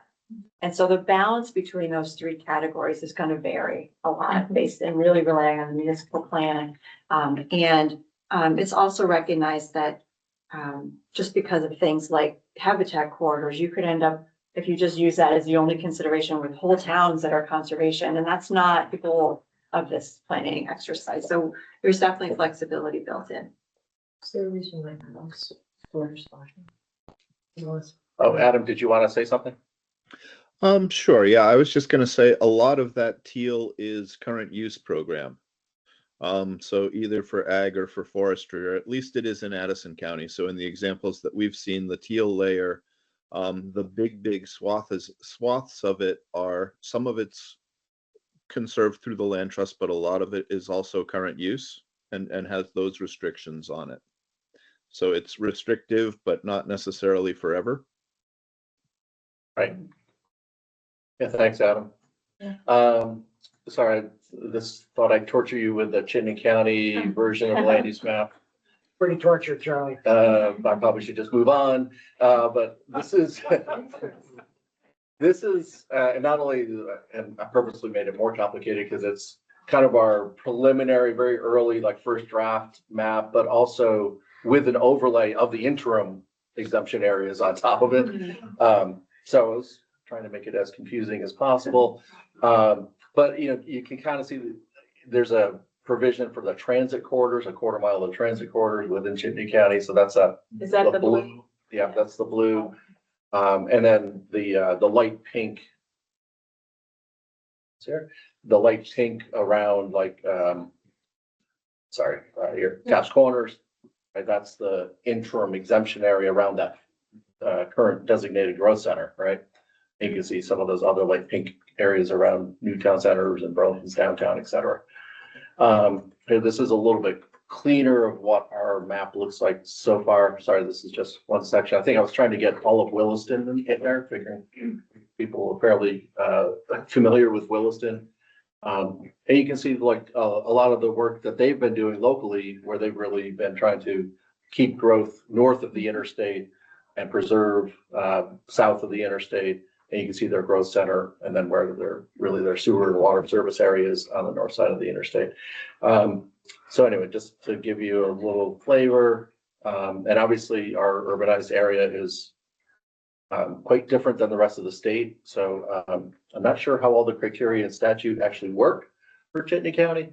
And so just FYI, I wouldn't be surprised if we come up with some issues that are, just the physical form is just so different in Chittenden County because we have massive amounts of the land area is in the sewer and water service area. Adam. Yeah, thank you. And I'm sorry I was a little late for 2:00. I was sitting in another Teams meeting waiting to come in. I had a different link, and I waited patiently there for a little bit before I went looking for you all. So anyway, happy to be here now. So you have A is for Addison. This was one of the first towns that we did. So this is the entire town of Addison. Basically looking at it again, I would surprise Catherine how similar it was to Sheldon when I saw it in your slides, which kind of made me feel good. You can see Addison does have a very small village center. The pink is the roundish areas of pink is largely the Act 250 exemption. And then you can see we built that out a little bit to add some extra parcels according to the mapping protocol. Like you talked about, the teal area is our basically ag and forestry area, our rural ag forestry. Again, a lot of land in land use, almost every single parcel over 50 acres, and Addison is a very agriculturally oriented town. Is in the current use program. Basically the shoreline, we've, I guess, identified it as Lake Champlain as a recreational resource and enabled, there's a lot of more dense housing in that area than other parts of Addison. There are also resort areas, marinas, other things there. That recognizes that. It takes into account the local plan as well, where they have a distinction there. This would look a lot different if we didn't break all of the rural area into general ag forestry conservation. If you had one, you'd have a center, you'd have the shoreline area, and then you'd have rural conservation as basically the rest of the town. This breaking it up into general ag forestry conservation makes it look a little more blotchy, I guess, but there is value in knowing where all the ag, for the most part here, and then some forestry parcels are as well. The green on the border with Weybridge is Snake Mountain and that wildlife area there. The green in the middle of the map is basically Dead Creek and the Dead Creek wildlife area. So you can see a lot of the green is wetlands. It is basically river corridors, floodplains. And or, again, the green by Snake Mountain is basically a managed wildlife area. So we are putting together our regional map, largely working, starting with our town plan maps, and building it that way.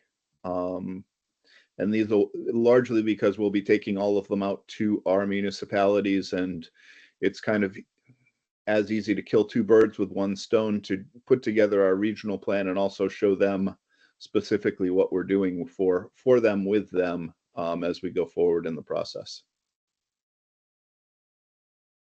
Adam, this is Alex. I just wanted to give you a shout out. I think that it will be helpful for our board, the Land Use Review Board, maybe to see these maps come in with the 3 rural categories colored the same as an alternate, or just like as a for instance. You know, they all need to have their different colors. It's all statutorily required, but the idea of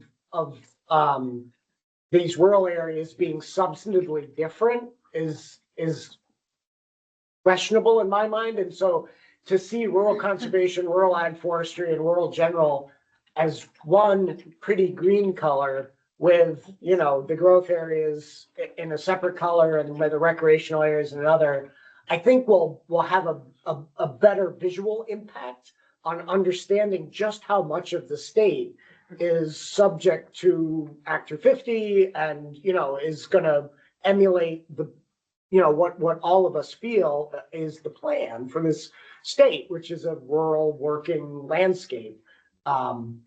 Not so much one that has measles or, you know, a blue-green version of that.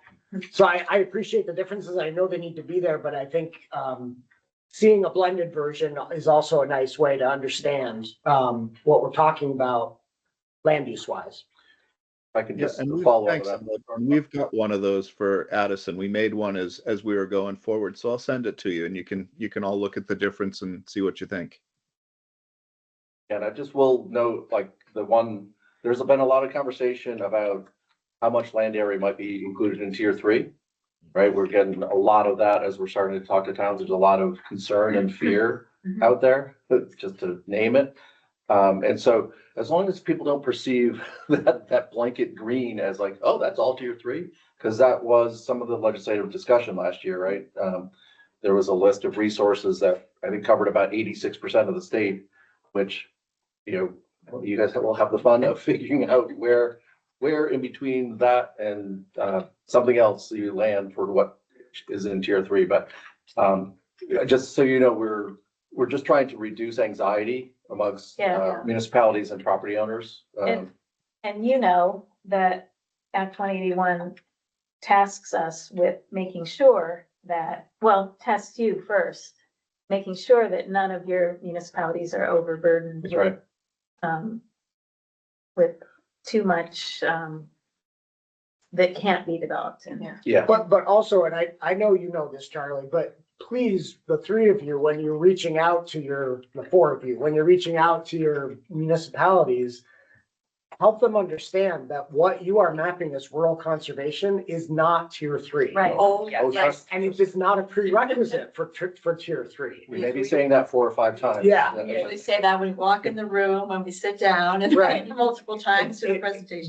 You were right about all that conversation that happened during the legislative process, but what was made law was exactly as Janet said, like, there is no predetermined area. This board has to figure it out. And we haven't yet. Yeah. Right. And we have to figure it out equitably. Yeah. So. Yeah. And I think for, you know, some of it will vary across the state according to the region, but in the Northwest Regional Plan, we've always had a conservation zone. So it's very helpful, a land use area, this is not a zoning, a land use area. So it's helpful for me to be able to say to our communities, we've always had a conservation area.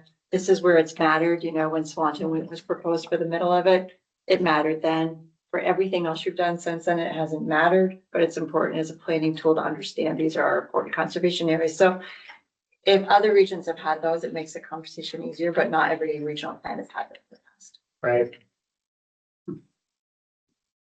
So Did you want to jump in? Well, first? yeah, I guess I'm just, what's going through my mind a little bit is, it's great that you're here, and showing us what's in progress. I appreciate that. I'm not at a point of wanting to, I think it's premature for us to ask for certain formatting, or I'm just sensitive to if we're asking you to, oh, can you lump those three together in a single color or what have you? I feel like that would be something we should discuss before we put that Ask you to do it. burden on Yeah. any RPC. So, and that's where I'm at. Stuffing would be helpful, but yes, I'm just one board member telling you that. You guys discuss, yeah. Timeline. So, Northwest Regional Planning Commission, Chittenden, and Addison are all on similar timeframes in terms of when we anticipate getting our regional plans done. So, we began the fall and the winter to prepare and do our in-house work and make sure we had a plan of approach for all of our communities and our mapping work and our regional plan updates. We are now all in the process of beginning to meet with our communities. At least so far, we've discovered that every town will require at least 2 meetings, maybe more, but 2 appears to be the minimum. And we'll do as many as we need until the community is comfortable with where the regional plan is going to be going. And we've made it clear in these meetings that we want to look at your plan. We will look at the regional goals, and we have statutory guidelines. So you may want one thing and we may have to say the statute doesn't allow us to do that. So we're really trying to balance all of those sometimes competing interests to create these land use plans and regional plans. And then we'll be doing additional engagement during our drafting of the regional plan in the summer and the fall. And our goal is to submit them to you for the 60-day advanced review sometime in late summer, early fall, and then begin the formal adoption process from there.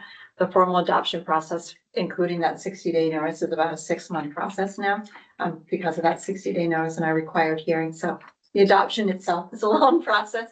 So we're hoping to get them to you as soon as we can in the late summer, early fall.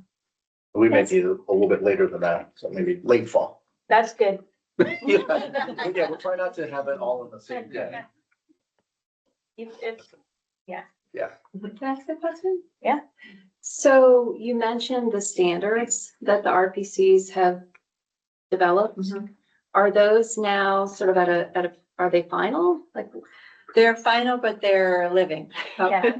Yeah, so we adopted some mapping standards that we all can use. So we have similar processes to get to the decision points.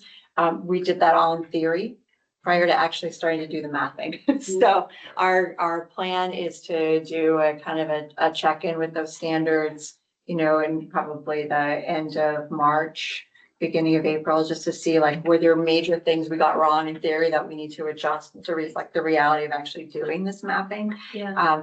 With the statute as our guidance always, of trying to make sure the way we do the mapping meets the guidance of statute. And those are VAPTA standards? Yeah, so yeah, we did it Thank you. statewide as the RPCs. And in Act 181, there was a requirement that we complete that process by the end of December. So that we kind of are on schedule. So we completed that process and provided it to you. We haven't seen it. Yeah, no, I have not. I've Thought seen I it. circulated it, but I can, I'm not. Sorry, we may have sent it to Peter Available online too. Yeah. I can. Yeah. We'll get it out. I'll send it. And I sent you a version 2, you have that. Okay. It's online. Yes, Yes. yes, Got it. because the version 1 had the wrong acronym, so version 2 has the correct acronym. Thank you for explaining that. You're welcome. And this is, as much as we can kind of get out of where we all are, there's kind of going to be a slow ramp up. NVDA says they're going to go first. That's Kingdom.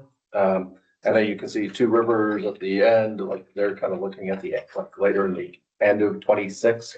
So, but you can see that peak, fall, winter, maybe into the spring, where a bunch of us are going to be seeking your approval, et cetera. So I just want to flag, it looks like a member of the public has their hand up, so I'm gonna allow your microphone on that. Thank you. This is Annette Smith. I did serve on the Rutland Regional Planning Commission for a dozen years, so I have a pretty good understanding of regional planning. I have a couple of comments or questions. One is, how are you going to get the public to participate in this? Is there any special plan? I happened to look through all the minutes of the Rutland Regional Planning Commission for a year and found that nobody from the public attended. I think this is having been on the regional commission and been in many, many meetings, I know how it works, and I know it's not just specific to Rutland. This is a big deal, this mapping. And when you say 2 meetings, that sounds like maybe it's with the planning commission, but this affects a lot of people. So that's my one question. And the other is an observation. And I think we used to do this in Rutland, but I can say that recently, maybe Janet will remember this. The Bennington County Regional Commission readopted its regional plan, and it held, I think, 2 public hearings, and people did comment and make substantive comments at the second public hearing. And then the same evening, the plan was adopted, and there was no opportunity for any changes to be made based on the public's input. And I think I've seen that in other regional planning commissions too. So the public hearing needs to be done so that there's a chance for the commission to come back and take a look at the comments before it goes ahead and gets adopted. So thank you for hearing my observations. And that's part of what was set up in Act 181, Annette. There is this 60-day free application period that the regional planning commissions have to send it to the LURB, but also the Act 181 set community engagement standards for the plan as a whole. And that particular plan in Bennington County was pre-Act 181. That is not an Act 181 compliant plan.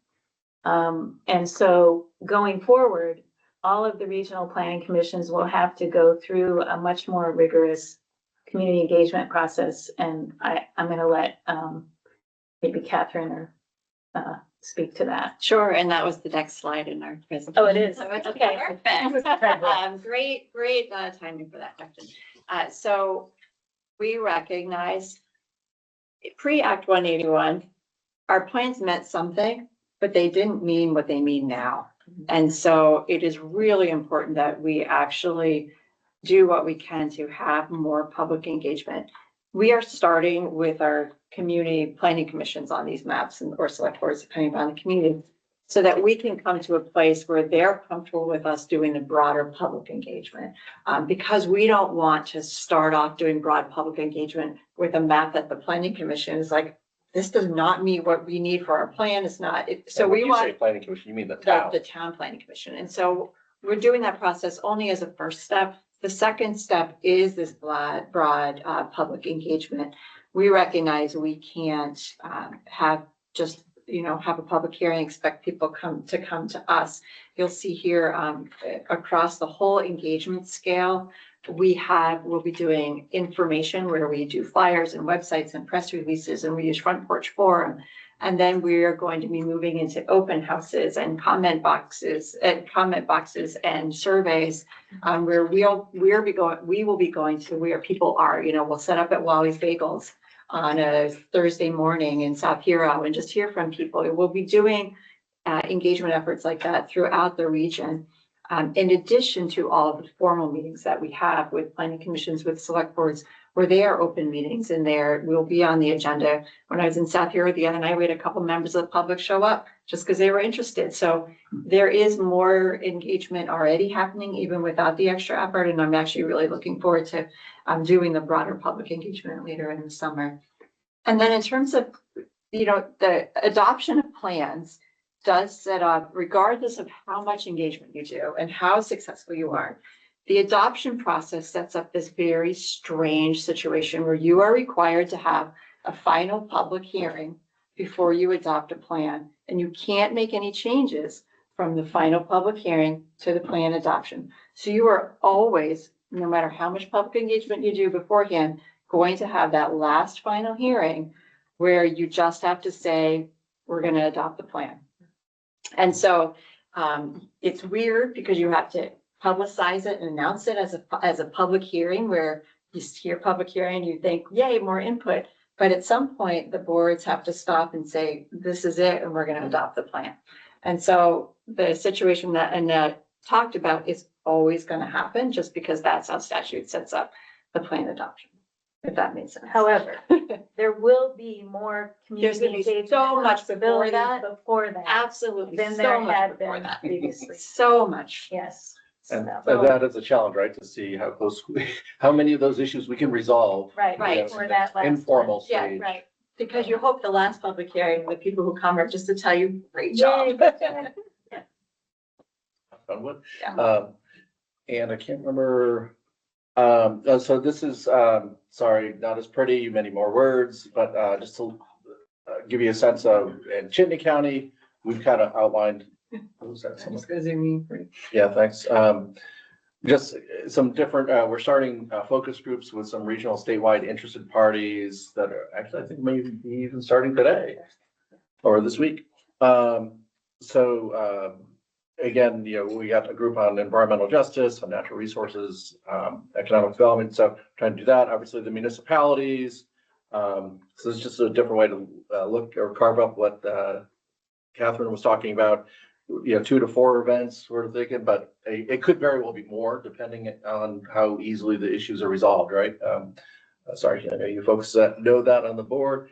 And then we do have this environmental justice focus population requirement. Chittenden County is going to be special again, just because it is the most diverse region. We also have the largest amount of people in poverty in Chittenden County, which people don't think about, but that is a true fact. And so we'll be doing what we can to get out there and talk to folks that don't normally come to public meetings. And then just more general engagement, as Catherine said, we'll be trying to broadly broadcast opportunities for the public to engage. And hopefully, you kind of keep working through the public review and resolve issues, and hopefully we'll get to the end of the calendar year and we'll be singing Kumbaya with her.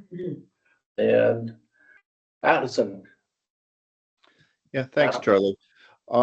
So our focus, our main focus, the way we believe we are going to get out in front of the public the most will be with our municipalities. We are going to go to each municipality. As Catherine said, I expect we'll have 2 or 3 or 4 meetings with each municipality until they're satisfied with the work that we have done. It does need to reflect their plans. It also needs to reflect statute and our guidelines, and that will be where the kind of the rubber meets the road. But we think it's important to get out in front of them first, so that they're the first people that have the opportunity to see the drafts of their towns and tell us what's right and what's wrong, and then we can go from there. And as we knit everything together, we'll do a broader, more regional outreach. But we are going to make sure we focus on our towns first. We're hoping, you can see my timelines are a little all over the place. I'm hoping we're going to have drafts by June. So there are 4 or 5 of my staff members, that, including myself, that are going to be going out to our towns. But then you saw after that, you saw, we'll have a full something to present to you in the fall with Northwest and with Chittenden. And then if you saw the other slide, I said we'd adopt in the spring, and I'm still really curious and hope we're going to learn a little bit more about your review process and your timelines and things as we go forward, because you're a new organization, and I'm sure there will be some things to work out on that end of the process as well.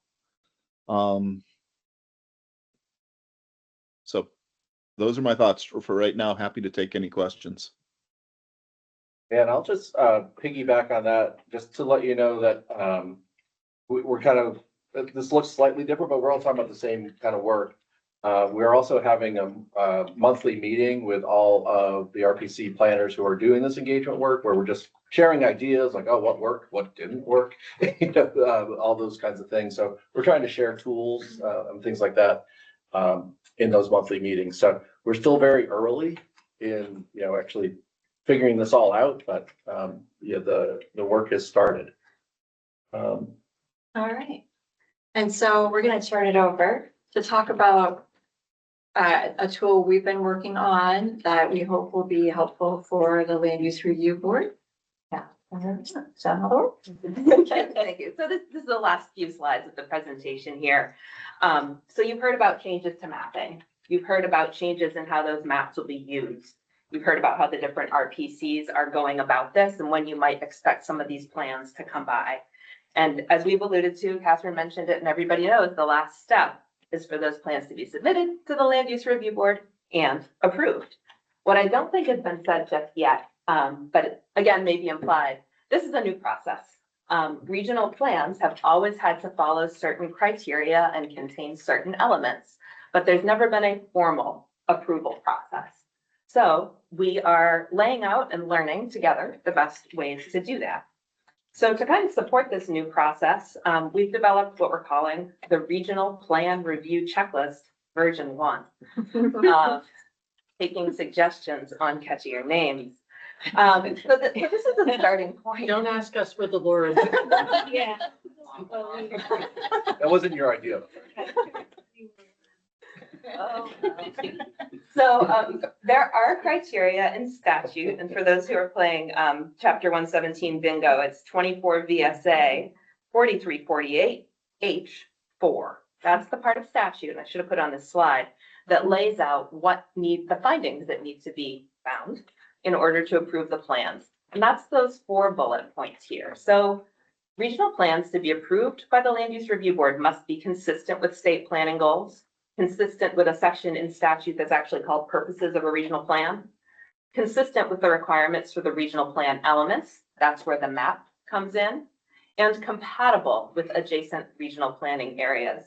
And I won't go into the details, but I will point out that that consistency and compatibility are defined in statute, and we highlight the definitions in the checklist itself. So the checklist contains a section for each of these. Next slide, please. There it is. It's checklist. This is the section on the required elements of a regional plan. So this is the consistent format throughout. We describe what the compliance or what the standard is, and then we list out the criteria themselves. So the first thing required in a regional plan is what you see there in number 1. For each of those items, there's a place to put the page numbers and a place to put comments about how the plan adheres to the standard. And our hope is this can do 2 things. 1, it's a way for the regional planning commissions to consistently organize their thoughts and present how the plan meets the requirements. And 2, we hope it will be of use to the Land Use Review Board in review.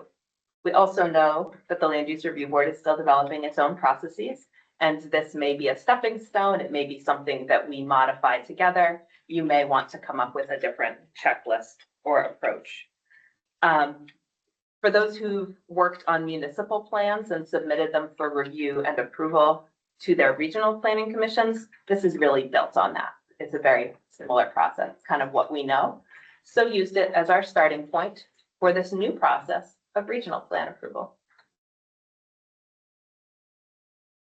That's it.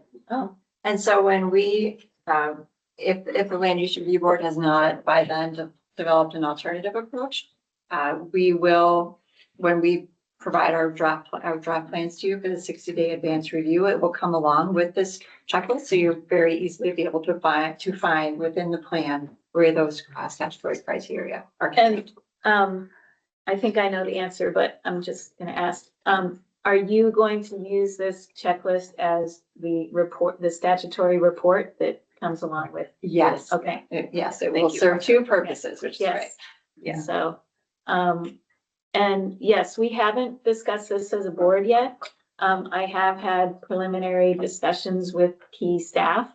And the idea is that we need to set something up, a system to take these in.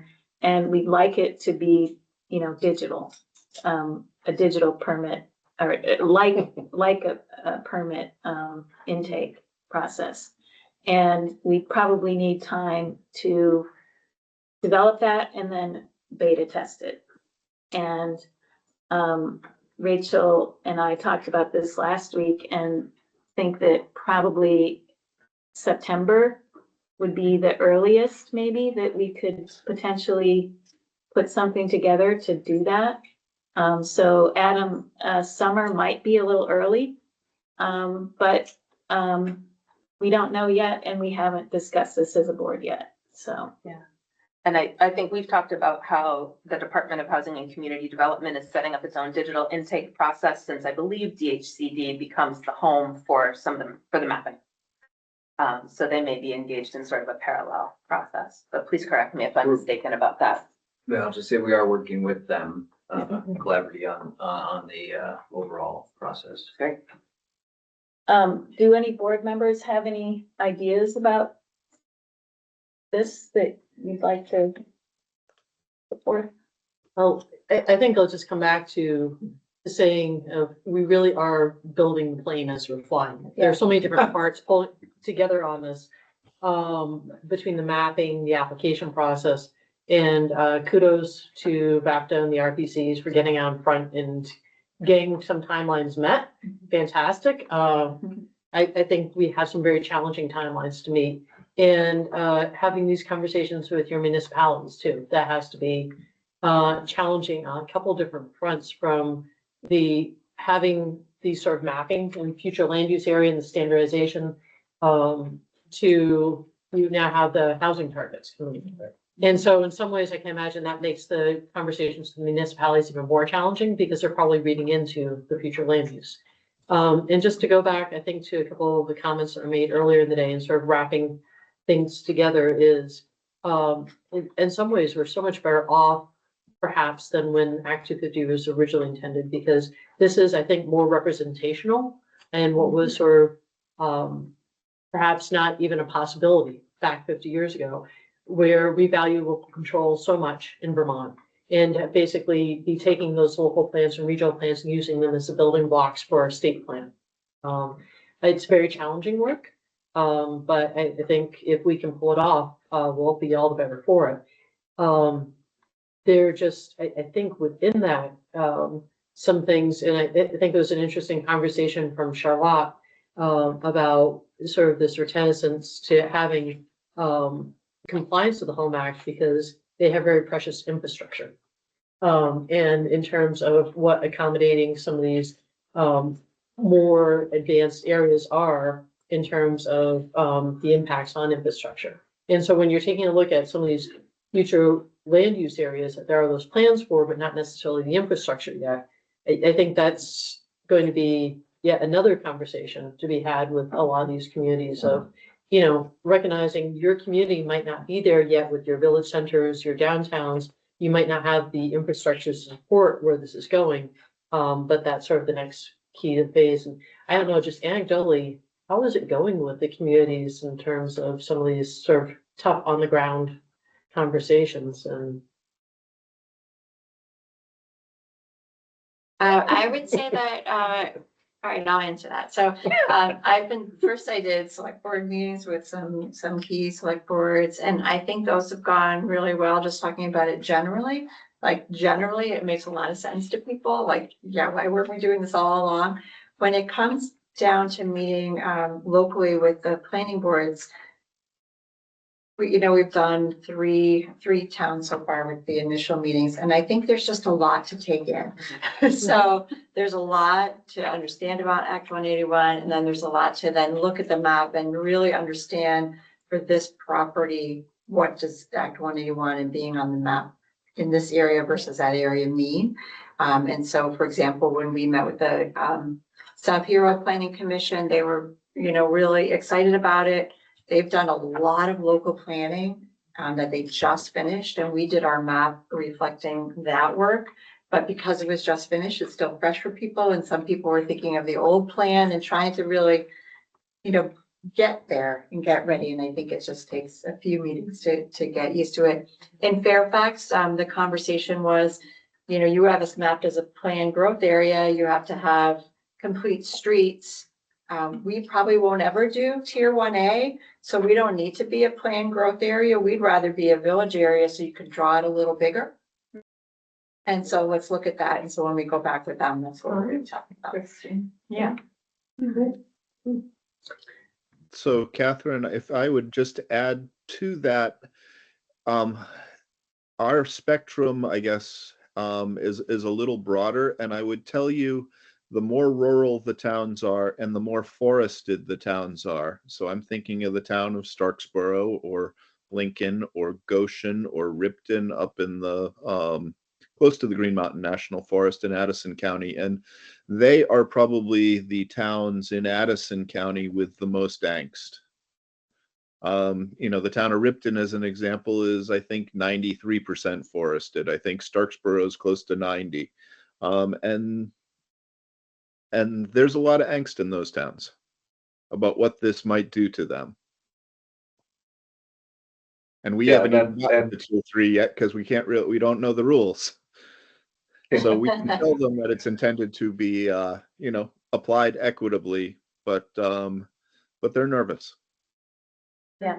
Yeah, and if I can follow up on that, I think we're finding the same thing in Chittenden County, as we get into there are rural towns in Chittenden County. I know you all know that. But as we, get to the really rural ones, like the same anxiety about tier 3 and that somehow our mapping is some version of tier 3. Right. Is definitely, there's a boogeyman in the corner that is definitely affecting the conversations in a not great way. And I'll just to give you some sense of the conversations in Chittenden County, we have some easier, like Winooski's a little easier, right? Essex Junction is a little easier, pretty much built out. They may have a little bit of resource area, but those conversations, the rural towns I just mentioned, and then the suburban towns is where, where's that line? How's it working?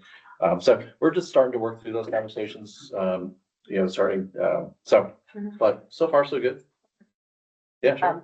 We're also seeing these visits with planning commissions as a catalyst for conversation. So I went to one very rural town and we talked briefly about the housing targets, even though we don't have those municipal numbers yet. We talked about the small village area where growth might be accommodated if they were to contemplate infrastructure.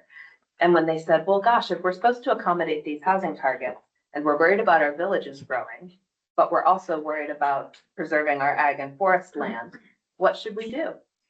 And I said, you're asking the right question. Yeah. And so one of the planning commissioners then said, I think these housing targets are going to be really valuable fodder for this conversation, these things that our community needs to grapple with anyway. If we're saying no to this, what are we saying yes to by default?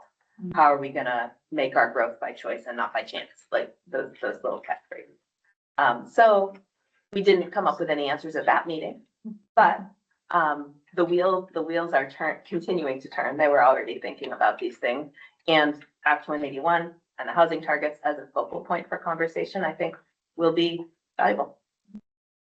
So we've been at it for over 2 hours, and we're going to do this again in each of the district offices, and we're hoping that regional planning commissions can come to each of those and give a similar demonstration of where they are with this.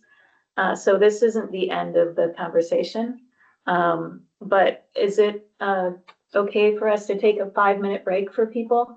I, for one, just need to stand up. Thank you so much. Thank you for having us. Yeah. Thank you. Yeah, let us know what more we can do to help make your jobs easier. Yeah. So are we in recess? Yeah, I guess so.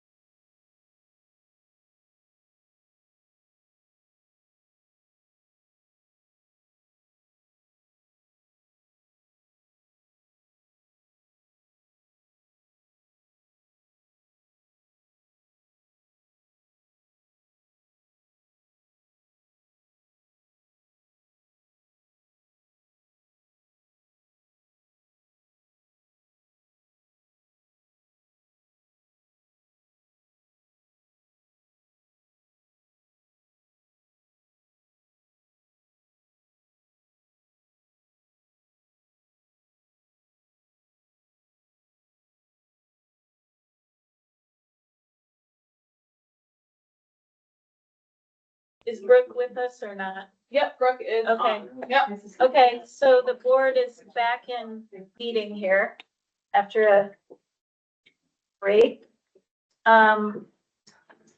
There is now an opportunity for public comments on non-agenda items. If there are any, can you raise your hand if you're remote or just speak up if you're here? Okay, and seeing no hands go up and nothing but Hold on. chewing of brownies in the room. We have one. Oh, okay. Annette. Is it Annette? Yep. Okay. Okay, and that you can do your microphone.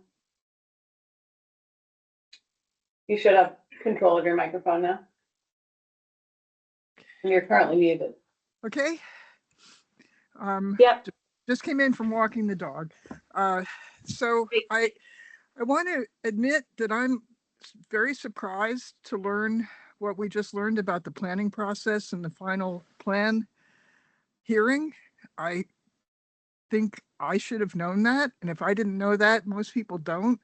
If you're going to be doing anything with housekeeping in the legislature, I think you should put that on the agenda of things to change. Because I'm not aware that regional planning commissions tell the public when they come to the final public hearing, their comments don't make any difference. And this will have a big effect on the sort of the public's trusting of this new plan approval process. So I think it's important for the public to either be notified that if you come to a final public hearing, it's not really to make comments on the plan because we can't accept them, or to go to the legislature and change that. Because as I said, I should have known that and I didn't. And if I didn't, then most people don't. Yeah. Yes, thank you, Annette. Oh, and there's another. Oh, it's Brooke. Yeah, I mean, I'm not sure. I mean, the explanation is valid. What basically the point being, and this is the normal process, to my recollection, is that when there is a final, typically if you have a hearing and you have comments and the decision is to alter the plan that was put out there in public, there are changes made. So that cannot then be voted on at that very same day, when they convene the hearing, finish it, and then they can open a meeting and vote on it.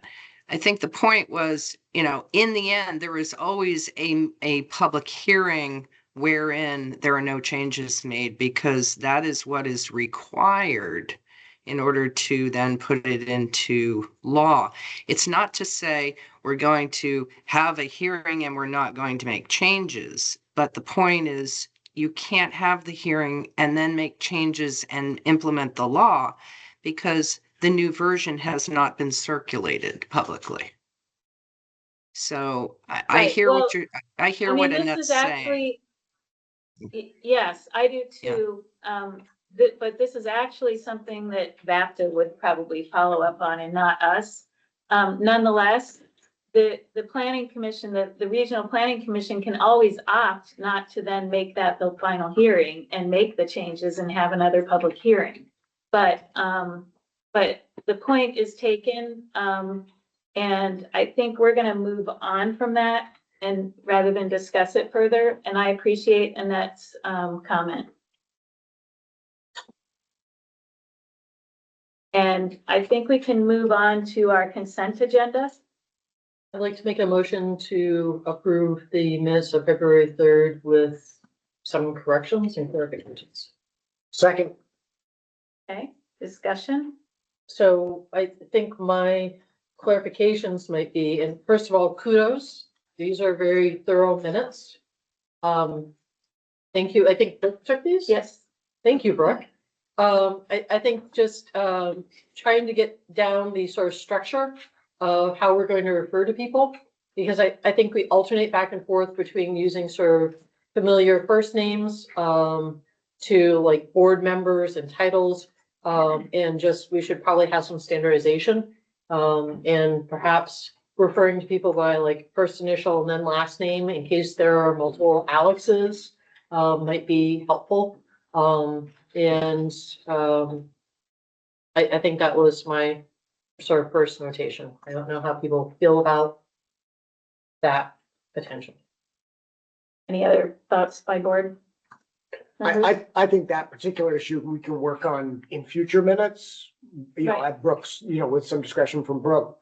As for, just typographical corrections, so Brooke, on page 4, the 4th paragraph, Kirsten is the one speaking. There's a word, interpretates, I think. I would just modify that to say changes.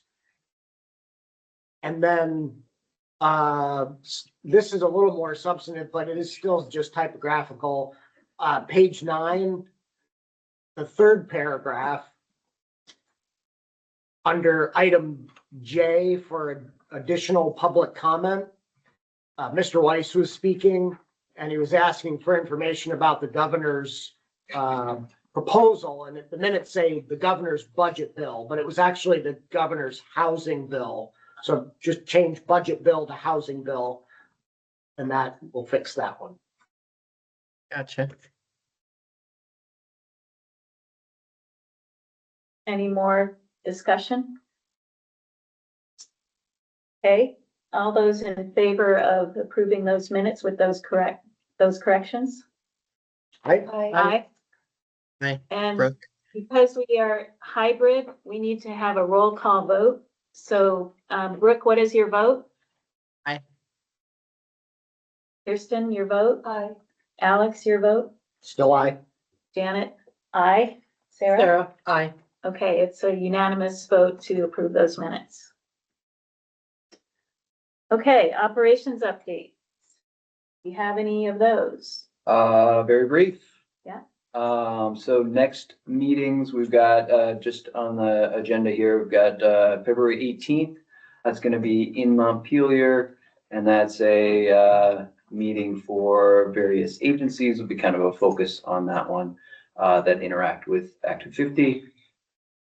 Next is the 24th after that, and that one will be again hosted up here. And that will have more of a environmental justice focus to it.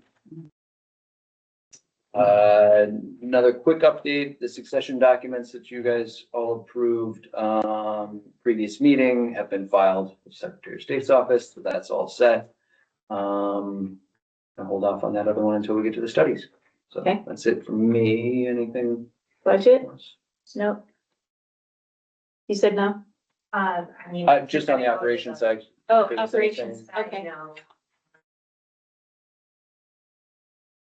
Budget item, then yeah. Okay, let's move to budget. So Rachel Monaco, Business Director for the Land Use Review Board. I think the only update that we have on the budget is that we've been asked for testimony in House Appropriations Committee next week. And they've requested us on the 18th before the next board meeting. Oh, an hour, 2 hours before, right? Yeah. But we're not always sure that they are on schedule. So, We can request another day. We could That's- request another day. 10:30 should give us enough time to do it. There have been times where we've been kind of waiting in the wings a little bit. But I think we'll be okay. If you prefer, we can change it. Have it changed. because we're gonna be in the National Life Building. Be in Montpelier already. Yeah. Yeah. It's not like a quick across the street. Let's ask for another day. Okay. Sure. Can do. Is that okay with everybody? Okay. That's it for budget updates. Okay. Legislative updates. We, Pete and I have met with a few committees, giving them sort of a rundown of what's happened since last July. We've been to the Economic Development Committee in the Senate. We've been to Natural Resources in the House. Senate. And, oh, not the ju- House yet? Just Senate. Oh, yeah, not House yet.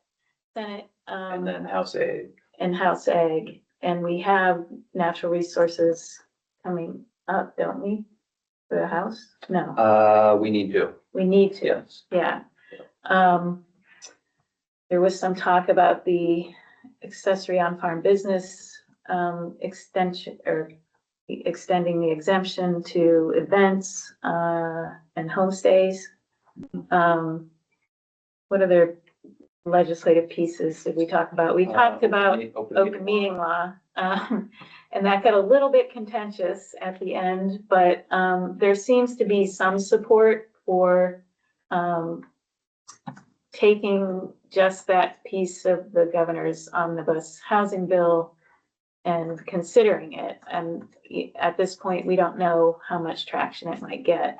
We're gonna try to talk to, the Government Ops Committee about that soon. It appears that the governor's omnibus housing bill is, not going to move forward. And so the administration is going to be taking pieces of it and bringing it to various committees to try to move it forward through other means. So that's where that is. I think, am I forgetting anything? Those are the main moving Yeah. parts, I think. Yeah. Yeah, the open meeting laws. There's a lot of conversation about open meeting law, not just specifically to the Land Use Review Board, more generally as well, which puts us in an interesting Yeah. place. And I would just like to say in open meeting that what we're thinking is that the legislature created this board of 5 full-time employed people to work together to implement Act 181.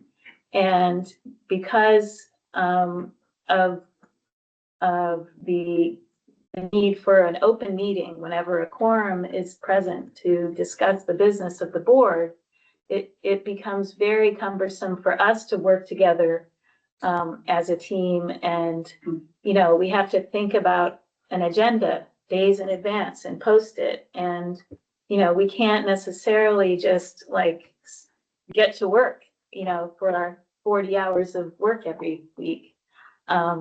So, you know, we are certainly committed to being a public facing board and to being transparent. But this format, you know, if as was intended to have us working together as a board with various professional backgrounds to get the work done, we wonder if it wouldn't be possible to have a carve out so that we can do that and bring our work to open meetings when we come to decision points that we certainly want people to be part of. So that's what we're working on. It's a very unique board, very unique situation. And like you say, you've got a lot of expertise and you want to be able to work together efficiently that way. And with that, you also have a lot of built-in public process. And I know there's a lot of support on the board to make your actions public. So it's not that you're hiding that. Yep, comment? Uh-huh. Go ahead. So if the housing omnibus bill is not being adopted by a legislator and introduced and instead is going to be dissected, where does the open meeting law related to this board land in that conversation? Like, which committee will be the committee of jurisdiction? And do we know if the administration has a champion for that, or is it more appropriately us? It's more appropriately us, I think, at this point. So then the And- follow-up question is, do we know a legislator who would be an appropriate Yes. person to work with to introduce a bill Yes. related to this specifically? We are working on that. And the appropriate committee is government ops. Okay, So, yes. thank you for shepherding that. Go ahead. So some bill language has already been drafted. The governor included, like, So the we governor, would take that out. yeah, and Make it our own separate thing. yeah. Yeah, I can certainly circulate that piece to the board so you're aware of how that is, but as Janet was describing, it is a specific carve out that exists within the open meeting law currently that would in essence, just put in an additional member to that, which would be the LURB, that would be carved out from that provision. Yeah, and ultimately it'll be up to the legislator who works with legislative council to Yeah. write it the way they feel is appropriate. And then up to the committee to discuss what it should say. It's just, Yeah. I just want us to be instigating them to Yeah. have that conversation. Even if obviously we're not in control of how it actually comes out. Can I add something? Yeah, just for the benefit of anyone kind of interested in this topic of open meeting law, I think we're all for transparency, but I'm already observing like it's kind of a lot, like the minutes, the setup, the other staff that are becoming engaged in supporting us. And we're not able to, for instance, if we have a document in draft form, we can't circulate it amongst ourselves and edit it. Like that's, working together. So as we Right. know, so we have not been doing that. And yeah, it would be far more efficient if we were able to do that kind of thing, from my perspective. Sarah? Getting back to, and first I'll absolutely, I second all that. It's rather daunting, the amount of work that we have to get done, and this is hamstringing us in terms of being able to have frank and honest conversations with each other. Drafting too, I think, to have us, once we get around to drafting some of these studies, some of these guidelines, to do so in a public meeting. I've never seen a town plan fully drafted in a public meeting. Some of you that have had that sort of background of trying to create documents in public meetings, it's not, I think, what was intended. And so it'd be nice to have those fixes. But getting back to that and sort of community building, and how we started in terms of the budget and sort of the legislative update. Going back to, if it's not possible to move that time for budget, I don't know if you might consider delegating to one of us to stay down. Or, because I know things are moving quickly in the legislature, budget piece is really important. These are very important pieces, and perhaps we can just, wrap around in terms of making sure that we have right people in right places to be able to advocate, and to the extent that you feel comfortable delegating any of that. I think many of us could speak to the budget issues. Many of us could speak to this public meeting thing. So, just as many opportunities as there are, we could probably be trying to harness those. Or vice versa. I mean, the February 18th meeting is what we're talking about, right?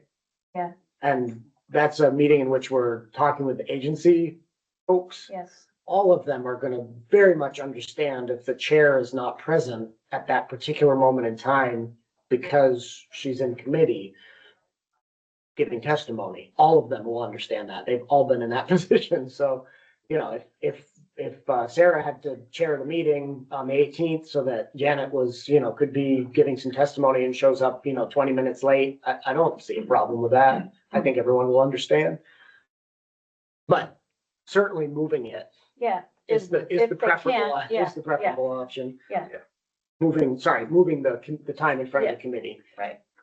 But to the extent too, in terms of being able to advocate for some of these changes and not having a home right now for them, just to exert some flexibility, I think, with some of that, because recognizing that is important.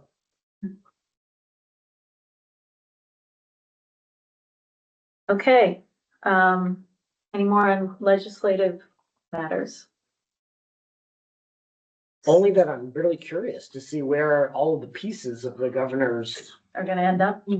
omnibus proposal land or where, yeah, so let's keep Some of track. them might not land. I some- fully some anticipate might, that, yes, yeah, but, so. those that do, we ought to keep track. Yeah. So, ask a question. This isn't really necessarily like a legislative item, but I'm just wondering, I know that the LURB annual report is due, I think, February 15th, and it's a question for staff. Do you need anything from one of us or us to be able to finalize and submit that? We have a pretty good structure already for the annual report. Yep. And we've got folks that are working on it diligently, and we've been following up on kind of where things are. And this year, fortunately, the 15th, I think, what is it? It lands on a Saturday, so it's actually the 18th, I think, when we Because have it. Monday's a holiday, Yeah, on the yeah. holiday, so it's actually gonna be due on the 18th, which gives us a little bit more time, but it's pretty straightforward in terms of what needs to be and what is required to be submitted. So happy to, disperse it to you all in draft form before it goes out. But I don't know that we necessarily need a whole lot of input into that, but I'll open that up to some Well, of the we, other crew we can't that's here give as well. input anyway Yeah. until we have an open meeting, so. Yeah, Yeah. so it's kind of, I think you should Maybe be, just you should be able to for rely your on us. information, if you wanna give it to yeah. us, that would be a good idea. I am fully comfortable with staff taking care of this, given Yeah. that it's a report from before we existed, Previous. so. I am too. I just wanted to ask if there was anything that you specifically needed, any action from the board or anything like that. But it sounds like you've got it covered. Thank you. Yeah, thank Thanks. you. Okay, studies and reports. Is Brooke with us? Yes, I'm here. Brooke, do you have any more? You sort of gave an early report earlier in the meeting. Yes, just to also add that I have reached out to some folks who are more than willing to help share their knowledge and experience and historical perspectives. So it's terrific. I'm so thrilled that we've gotten a positive response. And thank you, Pete, for getting And I'm us just those gonna, prior. just for clarity, I'm just gonna add that Brooke's working on the appeals study that is tasked to us. And that's what she's referring to here. Sorry, Brooke, go ahead. No, I'm sorry. I should have started with that. And working on the timeline. So I should have something for next meeting, just to show you our outline in terms of what I'm trying to make sure that we cover in the entire process. So that will be useful just to see that visual cue to understand how I'm segmenting the different portions so that we end up with everything accomplished at the right time. Thank you, Brooke.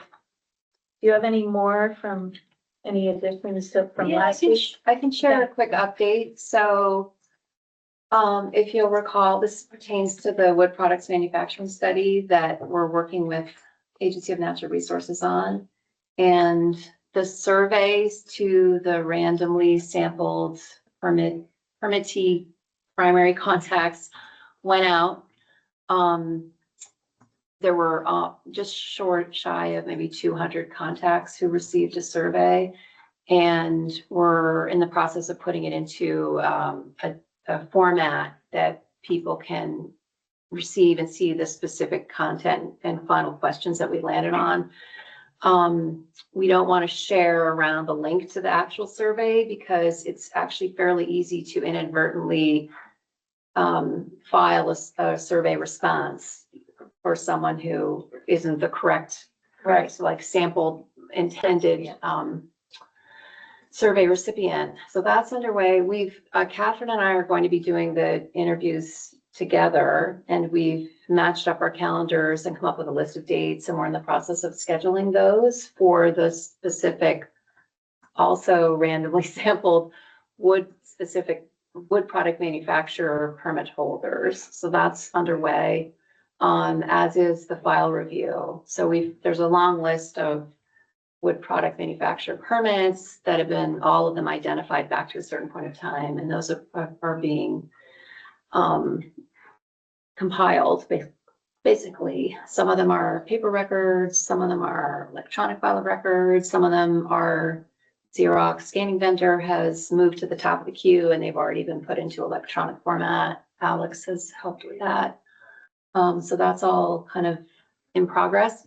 We did also come up with a timeline anticipating that we met and discussed sort of a, you know, can we reasonably meet the March 15th deadline that's currently been set? And the recommendation is that we ask until May 30th, end of May, to allow more time for the stakeholder group to be more fully identified, meet, et cetera.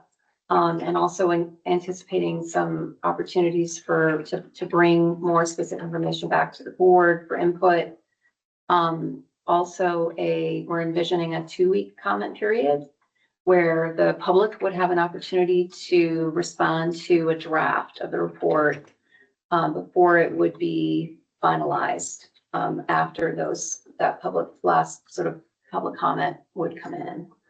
So that's, I can go into more detail about, but I think that's good. yeah, and I don't know, I think Pete might have had a conversation with the legislator about the extended time frame or the idea of maybe. So We've I got a drafted memo. drafted a memo for you guys in anticipation that you talk about it today on the schedule piece. And I can put in the 30th if that's the consensus on this, and then file it to them. We were aware that you guys were working on that, which was actually very helpful in our testimony in House Ag. And they appreciated that heads up, et cetera. Understood that the board would want to be engaged in it and want to see a good And study they sounded that's done supportive, and yes. supportive. So So I would entertain a motion that we ask for an extension to the 30th. to May 30th. Well, so presumably the original date was so you get it done. Yeah, the original date was December. So so we get it done, and B, so it was ready for the legislature to look at and maybe decide whether they want to take some action on. So we passed that. So my only suggestion is, why May 30th? Why not June 30th? The end of the fiscal year. Like, the legislature is not going to do anything with the report on May 30th. That they will likely be adjourned, or if they're not, they'll be within a week or two of being adjourned. Right, they pointed that out too, when we gave them that. And the date. fiscal year is a nice tidy, date, and it gives you another month. So I'm not Yeah, I married to think that. I that's- just thought I'd throw it out there. I think, I'm not aware of any reason from like FPR's perspective why that there's gonna be some other planned use. I think there's a desire to be responsive to the legislation and not ask for time in excess of what is felt to be needed, but I agree with you. So I would be fine with June 30th. Brooke? Yeah, I would recommend June 30th. Also, kind of the question I have is related to what Annette was just talking about, leaving not just time for comments on the final draft, but then, is there anything that needs to be altered in it? Do we have enough time to make those kinds of changes? And you never know what might go wrong, so an extra month, I think, is a great idea. Are you also suggesting that maybe more than a 2-week comment period? Not necessarily that, but to ensure that the comments that are made are considered, and any Got it. changes that need to be addressed. Yeah. Sarah, do you have any thoughts to add? No, I think the only idea was when March was, we have a lot of things. And in terms of timelines, and we saw regional plans were going to be coming in more towards the summer. So I think pushing it out to June 30th is fine. Just, I wouldn't push out any further than that because that's when the bulk of our work starts ramping up, I think. Yeah. Don't believe those regional planning commissioners. They'll be followed. They're on time. No, they're getting. So you want to make a, Sure, I'll make a motion that we formally request that the deadline for the wood products manufacturing report be moved to June 30th. I'll second. Any more discussion on that? Seeing and hearing none, all those in, well, actually, we have to do a roll call vote. Brooke, Aye. what is your vote? Aye? Aye. Yep. Kirsten? Aye. Alex? Aye. Janet? Aye. Sarah, aye. That was a unanimous vote to ask for an extension to June 30th. Good. So change the date on that memo. Consider it done. Okay. Given the time and that unless somebody else has substantive progress to report on their little silos, I think we can move on to the next. What do you think? Yeah? I am happy to say more at the next meeting. Okay, let's do that. So we have discussion of appeals, enforcement, and attorney-client memoranda next.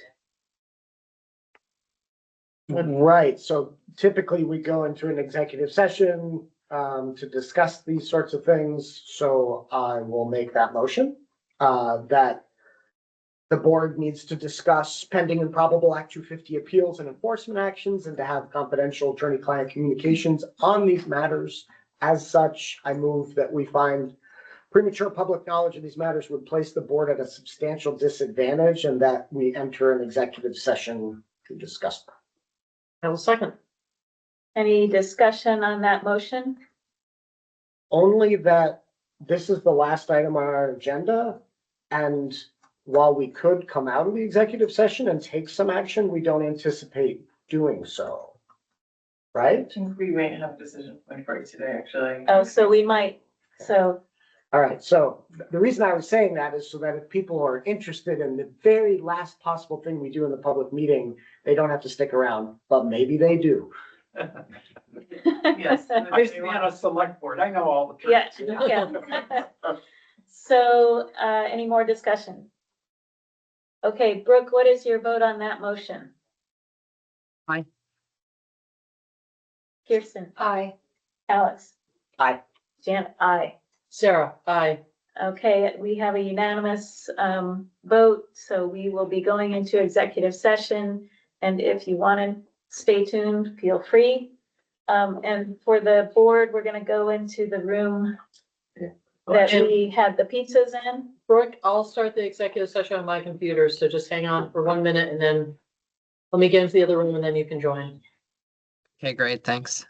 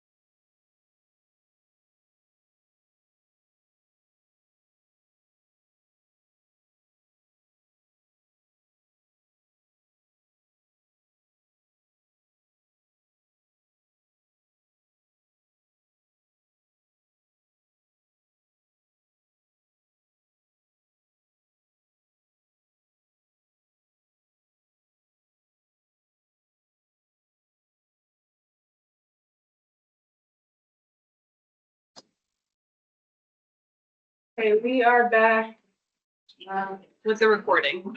Okay, so we are back from executive session. And Brooke is with us. So the Yes. 5 of us are back and, Sarah, do you have? Yes, I'd like to move to reject the settlement offer regarding docket number 24-ENV-82 and proceed to resolution in the environmental court. Second. Kirsten seconded. Brooke, do we have any discussion before we vote on this motion? No. So Brooke, what is your vote?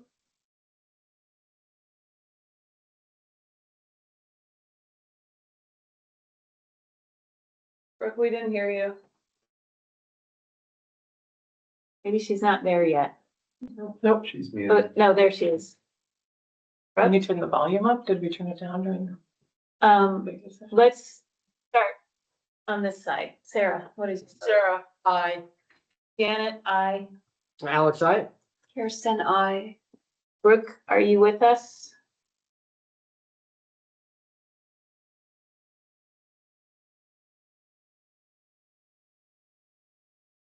Brooke, could add something to the chat? Oh, there she is. There's no chat.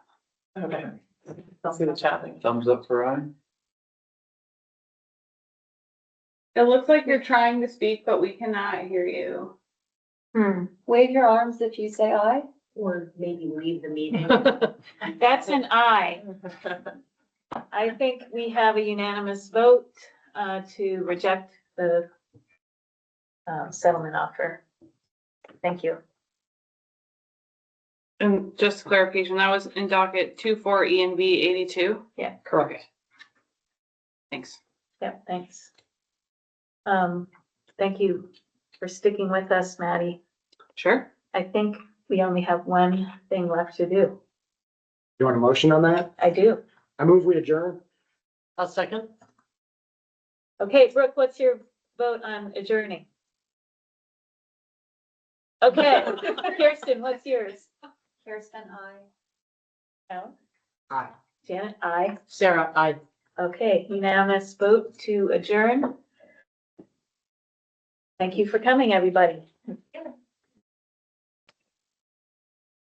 Feel better, Brooke?